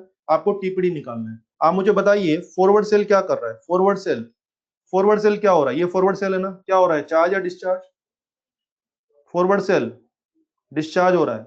और ये रिवर्स सेल क्या हो रहा है? जरा देखना, रिवर्स सेल, रिवर्स वाला सेल क्या हो रहा है? यस, हमें किस पे काम करना है? फॉरवर्ड पे। सवाल ने बोला है कि हमें किस पे काम करना है? फॉरवर्ड सेल पे। तो आ जाओ, फॉरवर्ड सेल डिस्चार्ज हो रहा है, आपने बोला है ना, तो मैं कौन सी इक्वेशन लूं? ई माइनस आई आर। चलो प्रोसेस करते हैं। ई तो ई है, माइनस आई, आई की वैल्यू डाल देता हूं मैं, ये आर लिख दिया। अब आर से आर कैंसिल हो जाएगा, इसको मैनेज करिए आप, n-n+2 अपॉन n, ये हो जाएगा बच्चे, n और n कट जाएगा। मुझे लगता है आंसर है 2e/n। चेक करें। वेरी गुड सूरज, बिल्कुल सही आंसर है। चेक करें सभी, 2e/n ये आंसर आना चाहिए। जल्दी चेक करें, जल्दी बोलो, मैं गलत लिख दूंगा वरना। 2e/n आ जाएगा आंसर। Very good. आप देख रहे हैं सेल ग्रुपिंग के कितने सारे क्वेश्चन हमारे एग्जाम में आए हुए हैं। ये अपने नीट का क्वेश्चन है, ये भी, ये जो किया है आपने अभी 2019 का क्वेश्चन है भाई, ये 2019 का। आप समझिए, अपने एग्जाम में सेल ग्रुपिंग को लेकर बहुत अच्छे क्वेश्चन आ चुके हैं। तो देखो कितने सारे क्वेश्चन हो गए अपने पास, कितने सारे क्वेश्चन कर लिए हमने। मैंने आपको पैरेलल ग्रुपिंग बता दिया, उसके बाद सवाल शुरू किया। ये देखो कितना आसान क्वेश्चन है। ये जितने भी क्वेश्चन है सब अपने एग्जाम में आए क्वेश्चन है। मैं उम्मीद करता हूँ सेल ग्रुपिंग क्वेश्चन आप कर सकते हैं, हो जाएगा। चलिए, अब नॉलेज बढ़ाते हैं आपकी, आगे बढ़ते हैं। एक और क्वेश्चन ले रहे हैं जो कि जेई का क्वेश्चन है। अब इसमें थोड़ा ध्यान रखना, कुछ नालायकों को भी पेट में दर्द चालू होने वाला है। सुने, जो मैं बोलूं उस पर ध्यान रखना, वरना अभी उल्टे सीधे आंसर देना शुरू करोगे। ये है 2 volt and 1 ohm, this is 4 volt and 1 ohm, this is 3 volt and 1 ohm. ठीक है, ओके। फॉरवर्ड सेल का मतलब एक पर्टिकुलर डायरेक्शन में, फॉरवर्ड का मतलब एक पर्टिकुलर डायरेक्शन को हम क्या बोल रहे हैं, फॉरवर्ड। तो उसके अपोजिट डायरेक्शन को क्या बोल देंगे, रिवर्स बोल देंगे। प्रज्वल तो अपना कनेक्शन चेक कर, सबको आवाज आ रही है, तुझे क्यों नहीं आ रही है? अपना कनेक्शन चेक करो, नेट चला गया होगा तेरा। चलो सुनो, मुझे कहा जा रहा है क्या कि इसका इक्विवेलेंट सेल बनाना है। क्या बनाना है? Equivalent cell. First of all मुझे बताइए क्या मामला है, सीरीज, पैरेलल या मिक्स? जल्दी बोलिए, सीरीज, पैरेलल या मिक्स? मिक्स मामला है, और आप जानते हैं मिक्स में काम करना अपने को नहीं आता, तो नहीं आता तो क्या करें बच्चों? सबसे पहले हमको इन दोनों को निपटाना पड़ेगा। ये दोनों किस में है? क्या ये पैरेलल में है? यस, ये दोनों किस में है? पैरेलल में है। तो सबसे पहले हमें इसको निपटाना पड़ेगा। यतेंद्र आंसर गलत है, सुन जो मैं बोल रहा हूँ, सुन। अनुज जैन भाई साहब आंसर गलत है, सुने सुने। यस, पहले इन दोनों सेलों को निपटाना पड़ेगा। आप सुने, शेखर गुप्ता आपका सवाल आ चुका है जो आप पूछना चाह रहे थे। इधर देखिए सब लोग, उल्टे सीधे आंसर देना बंद करें, उल्टे सीधे आंसर देना बंद करें, वरना एग्जाम में भी यही करते रहेंगे। जो सिखाया जा रहा है उसको सुने, सीखें उसको। उल्टे सीधे गलत आंसर देना बंद करें, सब गलत आंसर है ये सब जितने भी आप दे रहे हैं। सुने, ये दोनों सेल पैरेलल हैं। इस सेल में आप देख रहे हैं प्लस किस तरफ है, लेफ्ट साइड में है, और इस सेल में प्लस की तरह राइट साइड में। तो आई थिंक दोनों पैरेलल सेल अपोजिट पोलरिटी में है। तो इसका मतलब अगर आप ऊपर वाले सेल को पॉजिटिव मान रहे हैं तो नीचे वाले सेल को नेगेटिव मानना पड़ेगा। तो अगर मैं ऊपर वाले सेल को +2 मान रहा हूं तो नीचे वाला सेल मेरी नजर में +4 नहीं है, क्या हो जाएगा? -4 हो जाएगा। फिर सुन लीजिए, ऊपर वाले सेल को मैं क्या मान रहा हूँ, +2, तो नीचे वाला सेल क्या हो जाएगा? -4। तो पहले इन दोनों का हिसाब लगा लिया जाए। वेरी गुड, आओ ई नेट करने जा रहे हैं। E net formula was E1 R2 plus E2 R1 upon R1 plus R2। ये मेरा आ गया। और अगर ये आ जाएगा तो इसको सोल्व करके देख लीजिए, आपका रहा है -1 वोल्ट। कितना आ रहा है? -1 वोल्ट। अब सुने आराम से, आराम से सुने, शाबाश।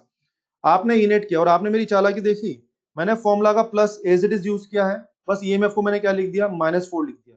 कई बच्चे फॉर्मूला में माइनस लगा के याद करते हैं, कभी ना कभी एग्जाम में गलती करेंगे। आप फॉर्मूला का प्लस ही चलने दें, बस फॉरवर्ड सेल को, एक पर्टिकुलर पोलरिटी वाले सेल को पॉजिटिव माने, तो अपोजिट पोलरिटी वाले सेल का ईएमएफ क्या मान ले, माइनस, और इस तरह से आंसर आ गया। अब ध्यान दीजिए, इस तरह क्वेश्चन का आंसर +1 भी आ सकता था और -1 भी आ सकता था। अब +1 का मतलब क्या और -1 का मतलब क्या, वो सुने। अगर +1 आए तो आप सेल 1 वोल्ट का बनाए, और फोटो उस सेल का बनाए जिसको आपने पॉजिटिव माना था। क्या आपको याद है मैंने इस वाले सेल को पॉजिटिव माना था? तो अगर +1 आंसर आता तो मैं 1 वोल्ट का ये सेल बनाता, और -1 आंसर आया तो सेल तो 1 वोल्ट का बनेगा, लेकिन उसका फोटो उस सेल का बनेगा जिसको मैंने नेगेटिव लिया था। बताइए मैंने किस सेल को नेगेटिव माना था, ऊपर वाले सेल को कि नीचे वाले सेल को? नीचे वाले सेल को। तो अगर मैं नेट बनाना चाहूंगा, अगर मैं नेट बनाना चाहूंगा तो बताइए इन दोनों का नेट यहां बना देता हूं, इन दोनों का नेट नीचे वाले सेल को, हाँ देखा आपने, नीचे वाले सेल का बना दिया। और अब बुला लो तीसरे सेल को, यस। बोले इसकी वैल्यू क्या हो जाएगी, 1 वोल्ट का तो ये सेल बना, और 1 और 1 का पैरेलल के हाफ ओम हो जाएगा, और ये cell as it is 3 volt and 1 ohm. क्या ये समझ में आया है? शेखर गुप्ता जवाब दें, शेखर भाई साहब जल्दी जवाब दो। शेखर तुझसे जवाब चाहिए, जल्दी बोल, समझ में आया तेरे को? ये यही पूछ रहा था ना थोड़ी देर पहले, शेखर तू यही पूछ रहा था थोड़ी देर पहले, अब समझ में आ गया बेटे तेरे को? समझ में आ गया शेखर भाई? अबे जवाब दे जल्दी, आगे बढ़ना है शेखर भाई। चले, ये हो गया। बोलिए, पहले मिक्स ग्रुपिंग था तो पहले हमने दोनों को निपटाया, दोनों को निपटा के ये आंसर आ गया, उसका इक्विवेलेंट बना दिया मैंने इक्वल। अब बताइए दोनों सेल किस में है, ये दोनों सेल किस में है, मिक्स या सीरीज? मिक्स या सीरीज? सीरीज में है, और अपोजिट पोलरिटी में है, तो अपोजिट पोलरिटी में डिफरेंस करना पड़ेगा, और डिफरेंस में फोटो किसका बनेगा? डिफरेंस 3 और 1 का डिफरेंस 2 वोल्ट हो जाएगा। फोटो किसका बनेगा, छोटे सेल का या बड़े सेल का? बड़े सेल का, और बड़ा सेल 3 वोल्ट वाला का फोटो ही है। इसका मतलब क्या हो गया, 2 वोल्ट, और ये कितना हो जाएगा, क्या 3/2 ओम हो जाएगा? 2 वोल्ट और क्या हो जाएगा, 3/2 ओम हो जाएगा। क्लियर है सबको? वेरी गुड, वेरी गुड, शाबाश। तो अपना क्या आ गया, ये क्या आंसर हो गया, नेट आंसर हो गया। तो आपको ये जो 3 सेलों का जो मिक्स ग्रुप था, इसको हमें क्या करना था, इसको हमें क्या करना था, हमें इसको इक्विवेलेंट सेल में बदलना था, तो मिक्स ग्रुप को मैंने इक्विवेलेंट सेल में बदल दिया। ये क्या आ गया बच्चे अपने, नेट सेल आ गया। मतलब किसी भी सर्किट में ये तीन ग्रुप का जो सेल है, तीन सेलों का जो ग्रुप है, ये जो तीन सेलों का ग्रुप है, किसी भी सर्किट में ये जो परफॉर्मेंस देगा वो परफॉर्मेंस अकेला ये एक सेल दे सकता है। तो क्या मैं बोल दूं ये अकेला सेल इस पूरे ग्रुप ऑफ सेल के इक्विवेलेंट हो जाएगा, एंड दैट्स इट। इस तरह से आंसर आएगा। समझ में आया है? सब बच्चों को समझ में आया क्या? आगे बढ़ूं मैं, जल्दी बोलिए। समझ में आया है? वेरी गुड, शाबाश, आगे बढ़ो जवान। ओके, सुने।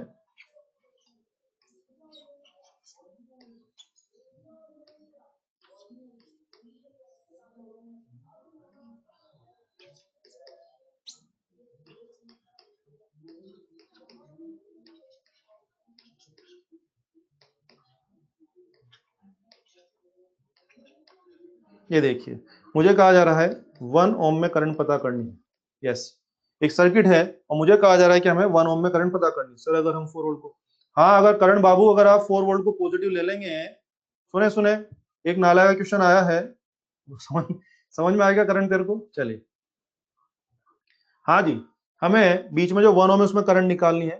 सबसे पहले आप मुझे बताया, कुछ याद आ रहा है इसको फोटो को देख के? कल भी ऐसा ये सवाल हमने पहले केसीएल से किया था, फिर ये क्वेश्चन मैंने केवीएल से भी किया था, याद आ रहा है आपको? यस, नोडल मेथड से किया था, केसीएल केवीएल से किया था। अब मैंने आपसे बोला था कि सेल ग्रुपिंग जब पढ़ाऊंगा तो इस सवाल को जानबूझ के सेल ग्रुपिंग से करके बताऊंगा। तो आज आज वक्त आ गया कि हम इस सवाल को किससे करें, सेल ग्रुपिंग से। ध्यान दीजिए, सेल ग्रुपिंग से कैसे करेंगे। फर्स्ट ऑफ ऑल हमें इन दोनों पॉइंट के बीच में, हमें बेसिकली इन दोनों पॉइंट के बीच में करंट निकालनी है ना। और आखिर चक्कर क्या पड़ रहा है, मेरे ख्याल से मेरे पास मेरे ख्याल से मेरे पास डबल लूप है, इसलिए मैं काम नहीं कर पा रहा।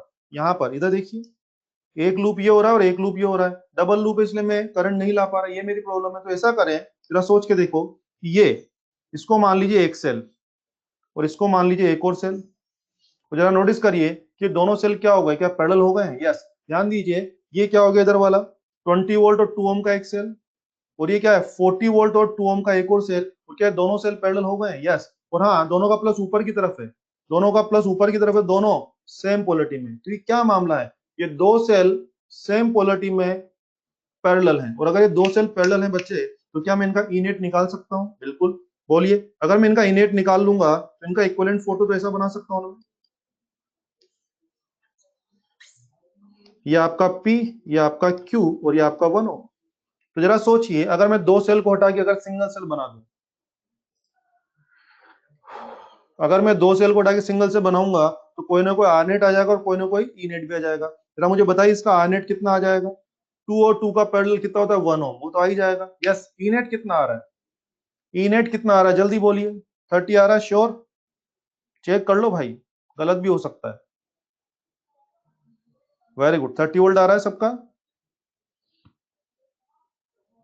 कुछ लोग तो सिर्फ वोल्ट लिख रहे हैं, वैल्यू कौन डालेगा? हाँ वेरी गुड, 30 वोल्ट आ जाएगा ना, वेरी गुड। तो ये कितना हो रहा है? 30 वोल्ट हो गया। पता लगा सब लोगों को? वही कैसे किया होगा मैंने ई नेट के लिए, इधर देख लो, किसी को नहीं आ रहा हो तो E1 R2 plus E2 R1 upon R1 plus R2 solve करके देख लो, आ रहा है 30 वोल्ट। अब आ जाओ, अब ये क्या है, अब ये क्या है, डबल लूप की single loop? Single loop, current चल जाएगी आराम से। आई थिंक अब करंट कैसे कैसे फ्लो होगी, आई थिंक करंट यहाँ से निकलेगी, ऐसे ऐसे और ऐसे और ऐसे ऐसे फ्लो होगी। तो आई 1 ओम में करंट क्या होगी, लूप का ईएमएफ अपॉन लूप का, ये कितना आ जाएगा 15 एम्पियर, 15 एम्पियर करंट आ रहा है। और करंट की डायरेक्शन क्या हो रही है, साफ साफ पता लग रहा है, क्या करंट पी से क्यू चल रहा है? करंट कहाँ चल रहा है, पी से क्यू, नीचे की तरफ चल रहा है। अगर आप चाहें तो आप कल घर पे क्रॉस कर लेना, क्रॉस चेक कर लेना वापस से, जब आपने केसीएल से किया तो भी यही आंसर आए थे। केवीएल जरा सोच के सेल ग्रुपिंग क्या हो रहा है।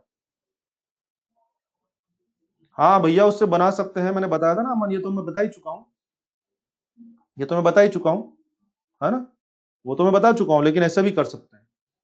बात समझ में आई बेटे? तो अगर मुझे एग्जाम में सवाल करना हो तो आई थिंक हमें कौन सा मेथड यूज करना चाहिए? केसीएल भी था, केवीएल भी था, और ये cell grouping. I think KVL तो बिल्कुल भी मत यूज करें, कहीं ना कहीं भारी काम है। या तो नोडल वाला काम कर लेना, या मेरे ख्याल से सेल ग्रुपिंग भी बहुत बढ़िया तरीका है। हाँ वेरी गुड अनुष्का, नोडल से भी कर सकते हैं, और या फिर सेल ग्रुपिंग, सेल ग्रुपिंग भी बहुत फास्ट तरीका है, पता है। अभी एक्चुअली मैं आपको समझा रहा हूँ ना, इसलिए मुझे टाइम लग रहा है। अगर मुझे तुरंत आंसर लाना हो तो एकदम शट शट आंसर आ जाता है। मुझे तो लगता है सेल ग्रुपिंग सबसे फास्ट है। ठीक है, हो जाएगा। तो हाँ, केसीएल से भी कर सकते हैं। मुझे मुझे भी कैसे सेल ग्रुपिंग ज्यादा इजी लगता है।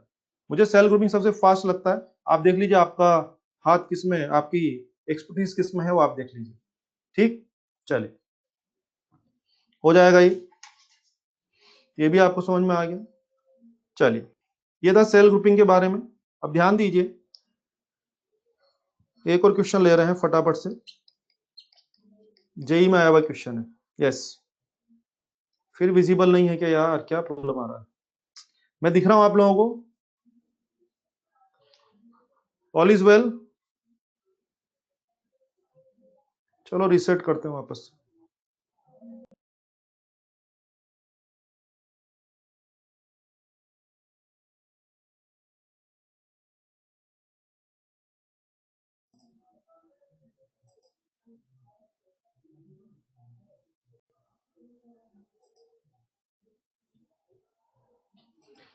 बार बार ये जा रहा है, क्या प्रॉब्लम है आज?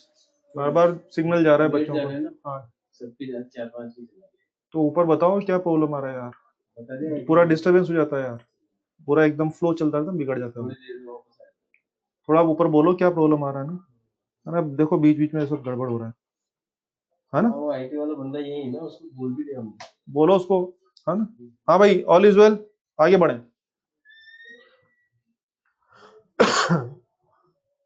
और देखिए,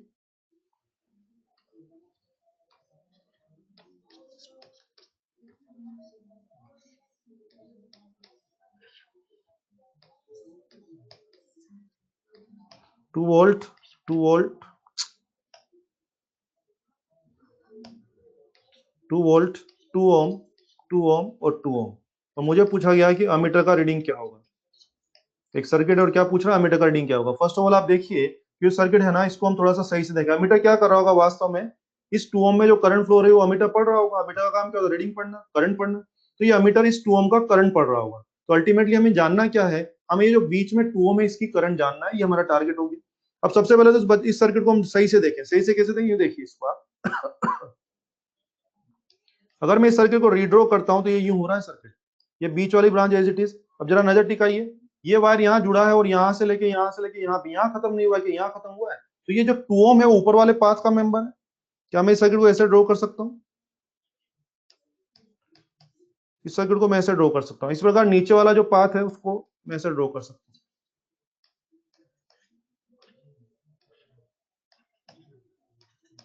क्या समझ में आता है? यस, इनको मैं ऐसे ड्रॉ कर सकता हूँ। तो एग्जामिनर चाहता तो मैं इस तरह का सर्किट बना के देता, लेकिन आप सोचिए उसने टेढ़ा मेढ़ा करके क्यों दिया, उसको आपकी नॉलेज चेक करनी है। तो एक साधारण सर्किट को टेढ़ा मेढ़ा ऐसा सर्किट देता तो हर आदमी कर लेता। टेढ़ा मेढ़ा करके बनाया, तो पहले इसको ऐसे समझे आप लोग, ये विजुलाइज करेंगे। अब इस बीच वाले पाथ में करंट निकालनी है, तो आप समझ गए होंगे बिल्कुल। बीच वाले पाथ में करंट, क्या आप देख पा रहे हैं कि ये सेल और ये सेल क्या दो पैरेलल सेल हो गए हैं? यस, दो पैरेलल सेल। तो बोलिए इनका इक्विवेलेंट अगर मैं बनाऊंगा तो एक सेल तो बन ही जाएगा, और नीचे वाला पाथ है एज इट इज। बोलिए, मुझे बताइए 2 वोल्ट और 2 वोल्ट का पैरेलल सोल्व करना है। 2 वोल्ट डायरेक्ट बोलना है, डायरेक्ट बोलना है। और 2 ओम और 2 ओम का पैरेलल क्या 1 ओम हो जाएगा? और ये 2 ओम अपनी जगह है। आ रहा है बच्चे समझ में? शाबाश। और ये हो जाएगा तो अब तो करंट निकाल ही सकते हैं। बोलिए करंट कितनी चल रही होगी? 2/1+2। सर्किट में करंट 2/3 एम्पियर, वही अपना आंसर हो जाएगा। वही अपना आंसर भी हो जाएगा। क्लियर?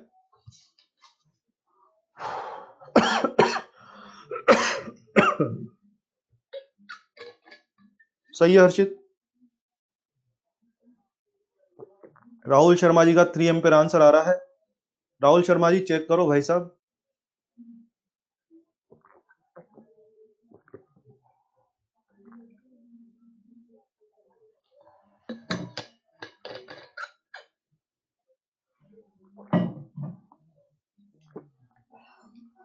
चलिए, अब बातों को आगे बढ़ाएंगे।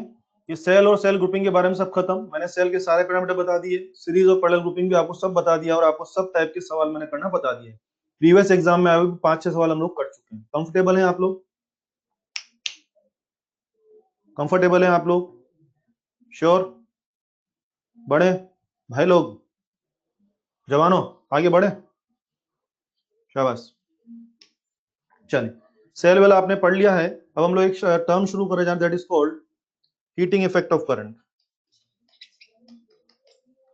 हीटिंग इफेक्ट ऑफ करंट एक टर्म हम शुरू करने जा रहे हैं, हीटिंग इफेक्ट ऑफ करंट। ये बड़ी कॉमन टर्म है, आप सब जानते हैं। कोई भी सर्किट में जब करंट फ्लो होता है तो ऑब्वियसली आप जानते हैं कि जो रेजिस्टेंस वगैरह होते हैं उसकी वजह से उसमें सर्किट में क्या होता है, हीट प्रोड्यूस होती है। तो करंट चलने से हीट प्रोड्यूस होना, that phenomena is called heating effect of current. हम सब जानते हैं सर्किट में हीट प्रोड्यूस होती है, लेकिन हीट कितनी प्रोड्यूस होगी उसकी वैल्यू भी तो जाननी है। तो हीट प्रोड्यूस की वैल्यू जानने के लिए आप जानते हैं जूल्स फॉर्मूला है, वो हमें हीट प्रोड्यूस की वैल्यू बताता है। तो आइए, आप सबको पता है हीट कैलकुलेट करने का क्या फॉर्मूला है, आप जानते हैं ना। हीट क्या क्या लिखते हैं आप लोग, आई स्क्वायर आर टी लिखते हैं, V square by R T भी लिखते हैं, और क्या V into I into T भी लिख सकते हैं। यस। तो आपको जब कभी मैं बोलूंगा हीट कैलकुलेट करिए तो तीनों फॉर्मूला आप जानते हैं जूल हीटिंग से, और यहां से हीट का आंसर किस में आएगा, जूल में आएगा। ध्यान दें, आपने देखा होगा हमारे न्यूमेरिकल्स में हीट को कई बार हम जूल में रिप्रेजेंट करते हैं और कभी कभी कैलोरी में भी रिप्रेजेंट करते हैं, जूल में भी और कैलोरी में भी। तो उसमें कन्वर्जन में आप गड़बड़ ना करें, ध्यान रखें। यस, 1 कैलोरी 4.2 जूल होता है, ये कन्वर्जन फैक्टर ध्यान रखें। कभी भी आपको इधर से जूल से कैलोरी या कैलोरी से जूल जंप मारना है तो आप इस बात का यूज करेंगे, 1 कैलोरी इज 4.2 जूल, ये हो जाएगा। एक होता है पावर, इलेक्ट्रिक पावर क्या होता है, that is simply rate of heat production, that is simply rate of heat production, यानी क्या हो जाएगा, एच अपॉन टी। तो रेट ऑफ हीट प्रोडक्शन हो जाएगा, तो बोल यहाँ से पावर क्या हो जाएगी, आई स्क्वायर आर या वी स्क्वायर बाय आर या वी इंटू आई, ये पावर हम लिख सकते हैं। और ये पावर किस में आ रही है, जूल पर सेकंड में, और जूल पर सेकंड जो होता है वही क्या हो जाता है, वाट हो जाता है, वही क्या हो जाता है, वाट हो जाता है। क्लियर है। तो ये बेसिक फॉर्मूला है जो कि आपको पहले से पता भी होंगे, मैंने आपको फॉर्मूला रिमाइंड करा है, अब हमें इन फॉर्मूला के साथ खेलना है। ठीक है, बेसिक फॉर्मूला आप सब जानते हैं ना, अब हमें इन फॉर्मूला के साथ क्या करना है, खेलना है। सब लोग तैयार है खेलने के लिए। यस। थोड़ा सा ध्यान रखें, मान लीजिए आज मैं बोलता हूँ कि पावर की वैल्यू मान लीजिए 10 कैलोरी 10 कैलोरी पर सेकेंड। बोलिए, क्या मैं इसको 10 वाट लिख सकता हूँ, क्या हम इसको 10 वाट लिख सकते हैं क्या, नहीं, वेरी गुड। 10 वाट नहीं लिखना है, वाट is not calorie per second, what is joule per second, watt is not calorie per second, joule per second. तो आप इसको क्या करने वाले हैं, पहले this will be 10, this will be 4.2 joule per second, तो ये हो जाएगा 42 joule per second, so this will be 42 वाट। ये ध्यान रहना चाहिए आप लोगों को, क्लियर रहेगा। तो 1 watt is 1 joule per second, 1 watt is not 1 calorie per second, no, 1 watt is 1 joule per second. Clear है, ओके। अब आइए जरा कुछ काम की बातें हो जाए, सब आइए इधर। मुझे बताइए, मुझे बताइए हीट का, यस हीट का, इस पे देखिए, अगर आई कांस्टेंट है तो हीट प्रोपोर्शनल टू क्या होगा, आर, और अगर वोल्टेज कांस्टेंट है तो हीट प्रोपोर्शनल टू क्या होगा, 1/r। समझ में आता है, हीट प्रोपोर्शनल टू आर भी सही है और हीट प्रोपोर्शनल टू 1/r भी सही है। समझ में आता है क्यों सही है, अगर आई कांस्टेंट है तो क्या होगा, प्रोपोर्शनल टू आर, और अगर वोल्टेज कांस्टेंट तो क्या होगा, हीट प्रोपोर्शनल टू 1/r। वही बात पावर में भी आती है। यस, पी बराबर क्या लिखते हैं, आई स्क्वायर आर लिखते हैं ना। अगर आई कांस्टेंट है तो क्या होगा, पी प्रोपोर्शनल टू आर, और वी कांस्टेंट है तो क्या होगा, क्या 1/r हो जाएगा। Yes, depends on condition, Shivam ने बहुत अच्छा बोला है। तो आज के बाद जब भी मुझे दो रेजिस्टेंस की या दो सर्किट्स की या दो मेंबर्स की पावर कंपेयर करनी है या हीट कंपेयर करनी है, तो मैं देखा करूंगा कि उन दोनों में क्या सेम है। अगर आई सेम है तो मैं आई वाला अप्रोच करूंगा, और वी सेम है तो मैं वी वाला अप्रोच करूंगा। मुझे कहीं ना कहीं मैसेज मिल जाएगा कि जिन लोगों की मैं तुलना कर रहा हूँ, जिन लोगों को मैं कंपेयर कर रहा हूँ, उनमें क्या सेम है, मैं अकॉर्डिंगली फॉर्मूला चूज करूंगा। ठीक है, आइए जैसे मानिए एक बेसिक लेते हैं, पहले क्वेश्चन। हाँ जी, R1 R2 दो रेजिस्टेंस R1 सीरीज में है। मुझे बोल रहे हैं मुझे बोल रहे हैं इन दोनों की पावर का रेशियो चाहिए। क्या मांग रहे हैं, ratio of power, ratio of power चाहिए, रेशियो ऑफ पावर चाहिए। जरा नोटिस करिए, दोनों पर पावर कंपेयर करना है। फर्स्ट ऑफ ऑल दोनों सीरीज में, तो अनडाउटली क्या हो रहा होगा, अनडाउटली क्या हो रहा होगा, आई सेम हो ही रहा होगा, कहने की जरूरत नहीं है। तो बोलिए पावर के लिए किसको बुलाया जाए, पी फॉर्मूला या आई फॉर्मूला, आई फॉर्मूला, क्या पी प्रोपोर्शनल टू आर, तो बोलिए P1/P2,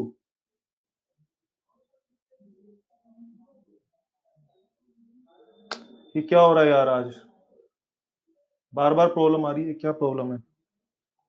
हाँ भी आ रहा है सब लोगों को, आ रहा है सब लोगों को?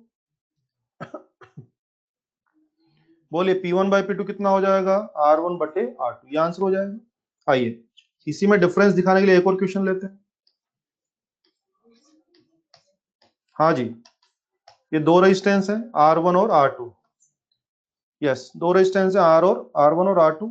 मुझे बोल रहे हैं वापस पावर कंपेयर करनी है, दोनों पैरेलल में, तो ऑब्वियसली क्या होगा, voltage same.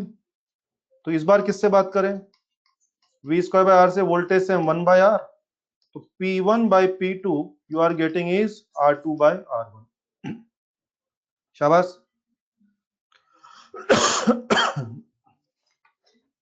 P1/P2 is R2/R1।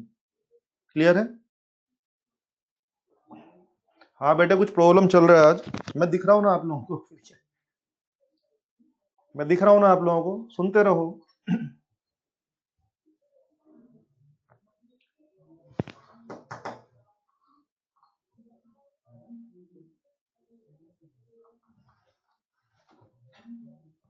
चलो मैं रीसेट कर रहा हूँ इसको, वापस से रीसेट कर रहा हूँ। क्या प्रॉब्लम आ रहा है यार?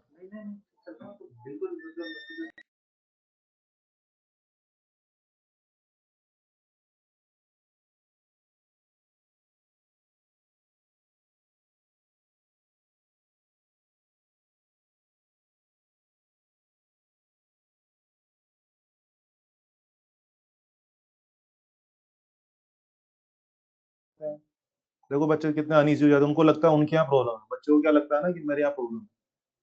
मतलब इसके जो भी करता धरता है उनको जरा हड़काओ आप।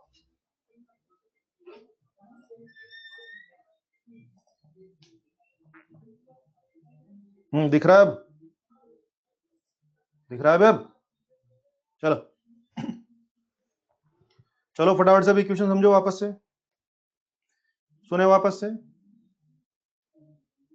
ये R1 R2 दोनों किसमें है? सीरीज में। पावर कंपेयर करने के लिए आई फॉर्मूला लिया, R1/R2 आंसर आ गया। ये दोनों किसमें है? पैरेलल में है। पैरेलल में तो इनकी पावर कंपेयर कर, पैरेलल के लोगों में वोल्टेज सेम है, तो पावर के लिए वोल्टेज फॉर्मूला लिया तो आंसर आ गया R2/R1। तो देख रहे हैं, कभी मैं I²R लेता हूँ और कभी मैं V²R लेता हूँ। देखना पड़ेगा कि जिन दो मेंबर की कंपेरिजन आप कर रहे हैं उन दोनों मेंबर में क्या सेम है, वो देखना पड़ेगा। ठीक है, ये हो गए बेसिक क्वेश्चन। अब आते हैं कुछ अच्छे क्वेश्चन पर, ध्यान दें, प्लीज ध्यान दें। IIT में आए हुए क्वेश्चन ध्यान दें प्लीज।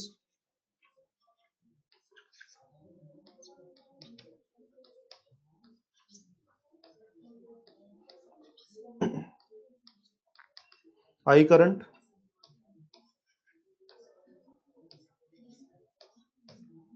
और ये आई करंट, सब बच्चे ध्यान दें।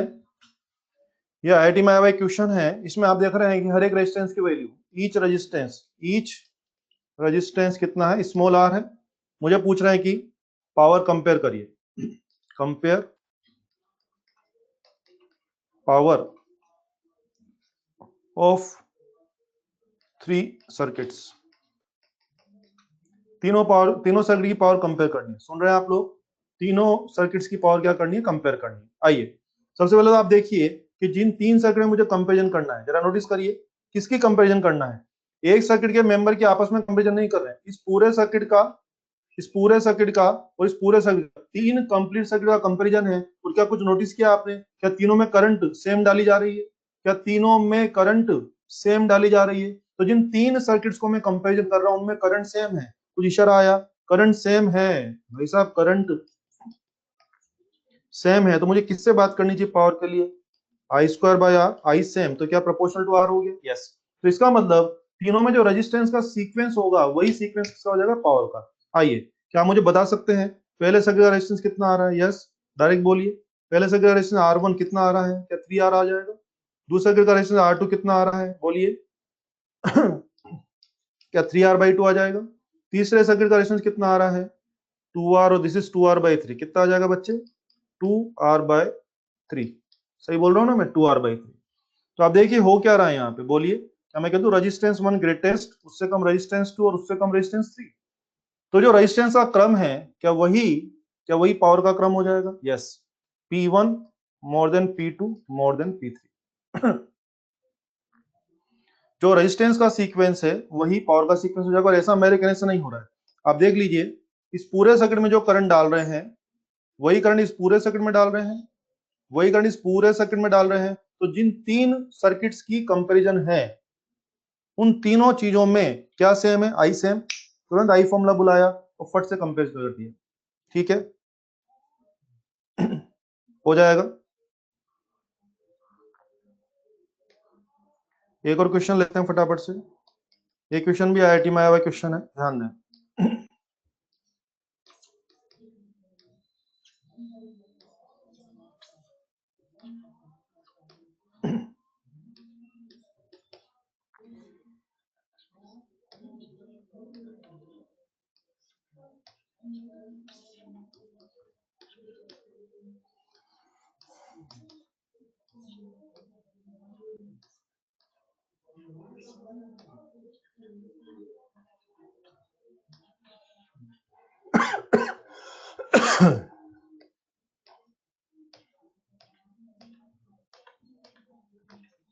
ओके, अगेन तीन सर्किट है। फिर मुझे कहा जा रहा है कि तीनों सर्किट की पावर कंपैरिजन करिए। नोटिस करिए अच्छे से, जिन तीन सर्किट की पावर कंपेयर करनी, उन तीनों में क्या सेम दिख रहा है आपको? बोलिए, क्या तीनों पर हमने सेम वोल्टेज अप्लाई कर रखा है? तीनों पर क्या सेम दिख रहा है? वोल्टेज सेम है, और वोल्टेज सेम है। यस, आपको दिखा वोल्टेज सेम है। तो बोलिए, पावर कंपेयर करने के लिए किससे बात करेंगे? वी स्क्वायर बाय आर, यानी कि 1/r। 1/r से बात करेंगे। चल लीजिए, कर लीजिए 1/r। यानी पहले रेजिस्टेंस का सीक्वेंस निकाल लें। क्या मुझे R1 की वैल्यू बता सकते हैं? कितना हो रहा है R1? R/2। R2 की वैल्यू बताएंगे कितना हो रहा है? ये 3R/2। R3 की वैल्यू कितनी हो रही है? 2R/3। R1 हो रहा है R/2, R2 हो रहा है 3R/2, और ये हो रहा है 2R/3। क्लियर? बोलिए रेजिस्टेंस का सीक्वेंस बोलिए। सबसे बढ़िया रेजिस्टेंस R2 है, उससे कम है R3, और सबसे कम है R1। चेक करें, रेजिस्टेंस का सीक्वेंस क्या यही हो रहा है? R2 सबसे ग्रेटेस्ट है, उससे कम है R3, और उससे कम है R1। तो पावर का सीक्वेंस क्या होगा? इसके जैसा या इनवर्ट? इनवर्ट, P2, P3 और P1। P2, P3, P1। Very good सृष्टि।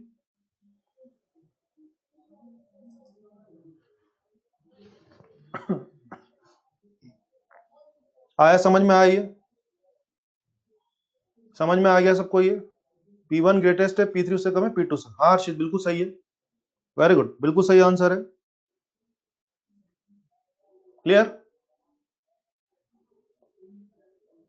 शाबाश। बहुत बढ़िया। P1 ग्रेटेस्ट, वेरी गुड, बराबर है। तो आप समझ रहे हैं क्या खेल चल रहा है? इस क्वेश्चन में तीनों सर्किट में वोल्टेज सेम, तो V वाला फॉर्मूला लिया। पिछले क्वेश्चन में तीनों में करंट सेम, तो I वाला फॉर्मूला लिया। तो आप समझिए, न तो वोल्टेज वाले फॉर्मूला का ठेका है, ना करंट वाले फॉर्मूला का ठेका है। जिन दो चीजों में कंपैरिजन कर रहे हैं, उन दोनों चीजों में आई सेम तो आई वाला फॉर्मूला, और वी सेम तो वी वाला फॉर्मूला लेना पड़ेगा। क्लियर? तो चलिए, ये था इसके बारे में। अभी हम लोग हीटिंग इफेक्ट ऑफ करंट का मामला खत्म नहीं हुआ है। अगला भी पूरा lecture heating effect of current पे जाएगा। अगले लेक्चर में मैं हीटर और बल्ब के बारे में क्वेश्चन कराऊंगा। डू नो बल्ब, कौन सा बल्ब ज्यादा चमकेगा, कौन सा कम चमकेगा, कौन सा निपट जाएगा, याद है ना आप लोगों को? तो अगली क्लास में हम लोग बल्ब के साथ खेलेंगे, बल्ब के बारे में बात करेंगे।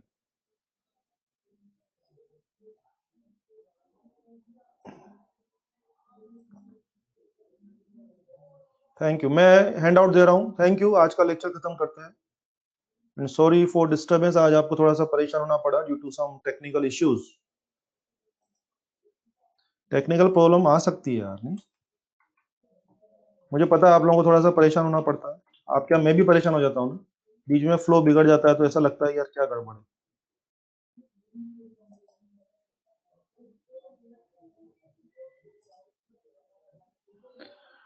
उफ।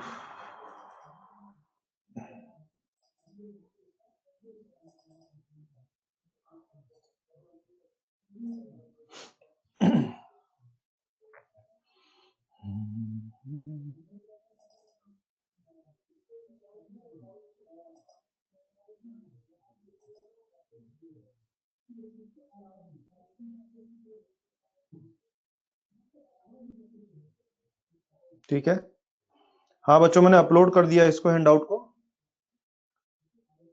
को मैंने अपलोड कर दिया है। ठीक है, उसको देखें, वहां से ले लें इसको। योगेश में कुछ भी नहीं है, जिन 3 सर्किट को आप कंपेयर करें उन तीनों में क्या सेम है? सेम वोल्टेज लगाया ना आपने। देखो पहले सर्किट में जितना वोल्टेज लगाया दूसरे में भी उतना लगाया और तीसरे में उतना लगाया, तो उन तीनों में वोल्टेज सेम है, तो आपने किसको पकड़ लिया? पावर के लिए V square by R formula को पकड़ लिया, तो रेजिस्टेंस के इनवर्स रेशियो में पावर का रेशियो रहेगा।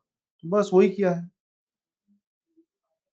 अभी नहीं पता है बेटे, अभी नंदिनी 12 का पूरा फिजिक्स आप पढ़ाइए प्लीज। अभी नहीं पता है एक्चुअली, वो सब एचओडी लेवल पे तय होता है, वो सर लोग डिसाइड करेंगे। बट डोंट वरी, यहाँ सब एक से एक एक्सपर्ट टीचर है, आपको दिक्कत नहीं आएगी। मैं पढ़ाऊँ या कोई और पढ़ाए, सब यहाँ पे सब विद्वान, मतलब अच्छे टीचर्स, इधर सब बढ़िया है, कोई दिक्कत नहीं आएगी। ठीक है, चलो आज का लेक्चर खत्म करते हैं।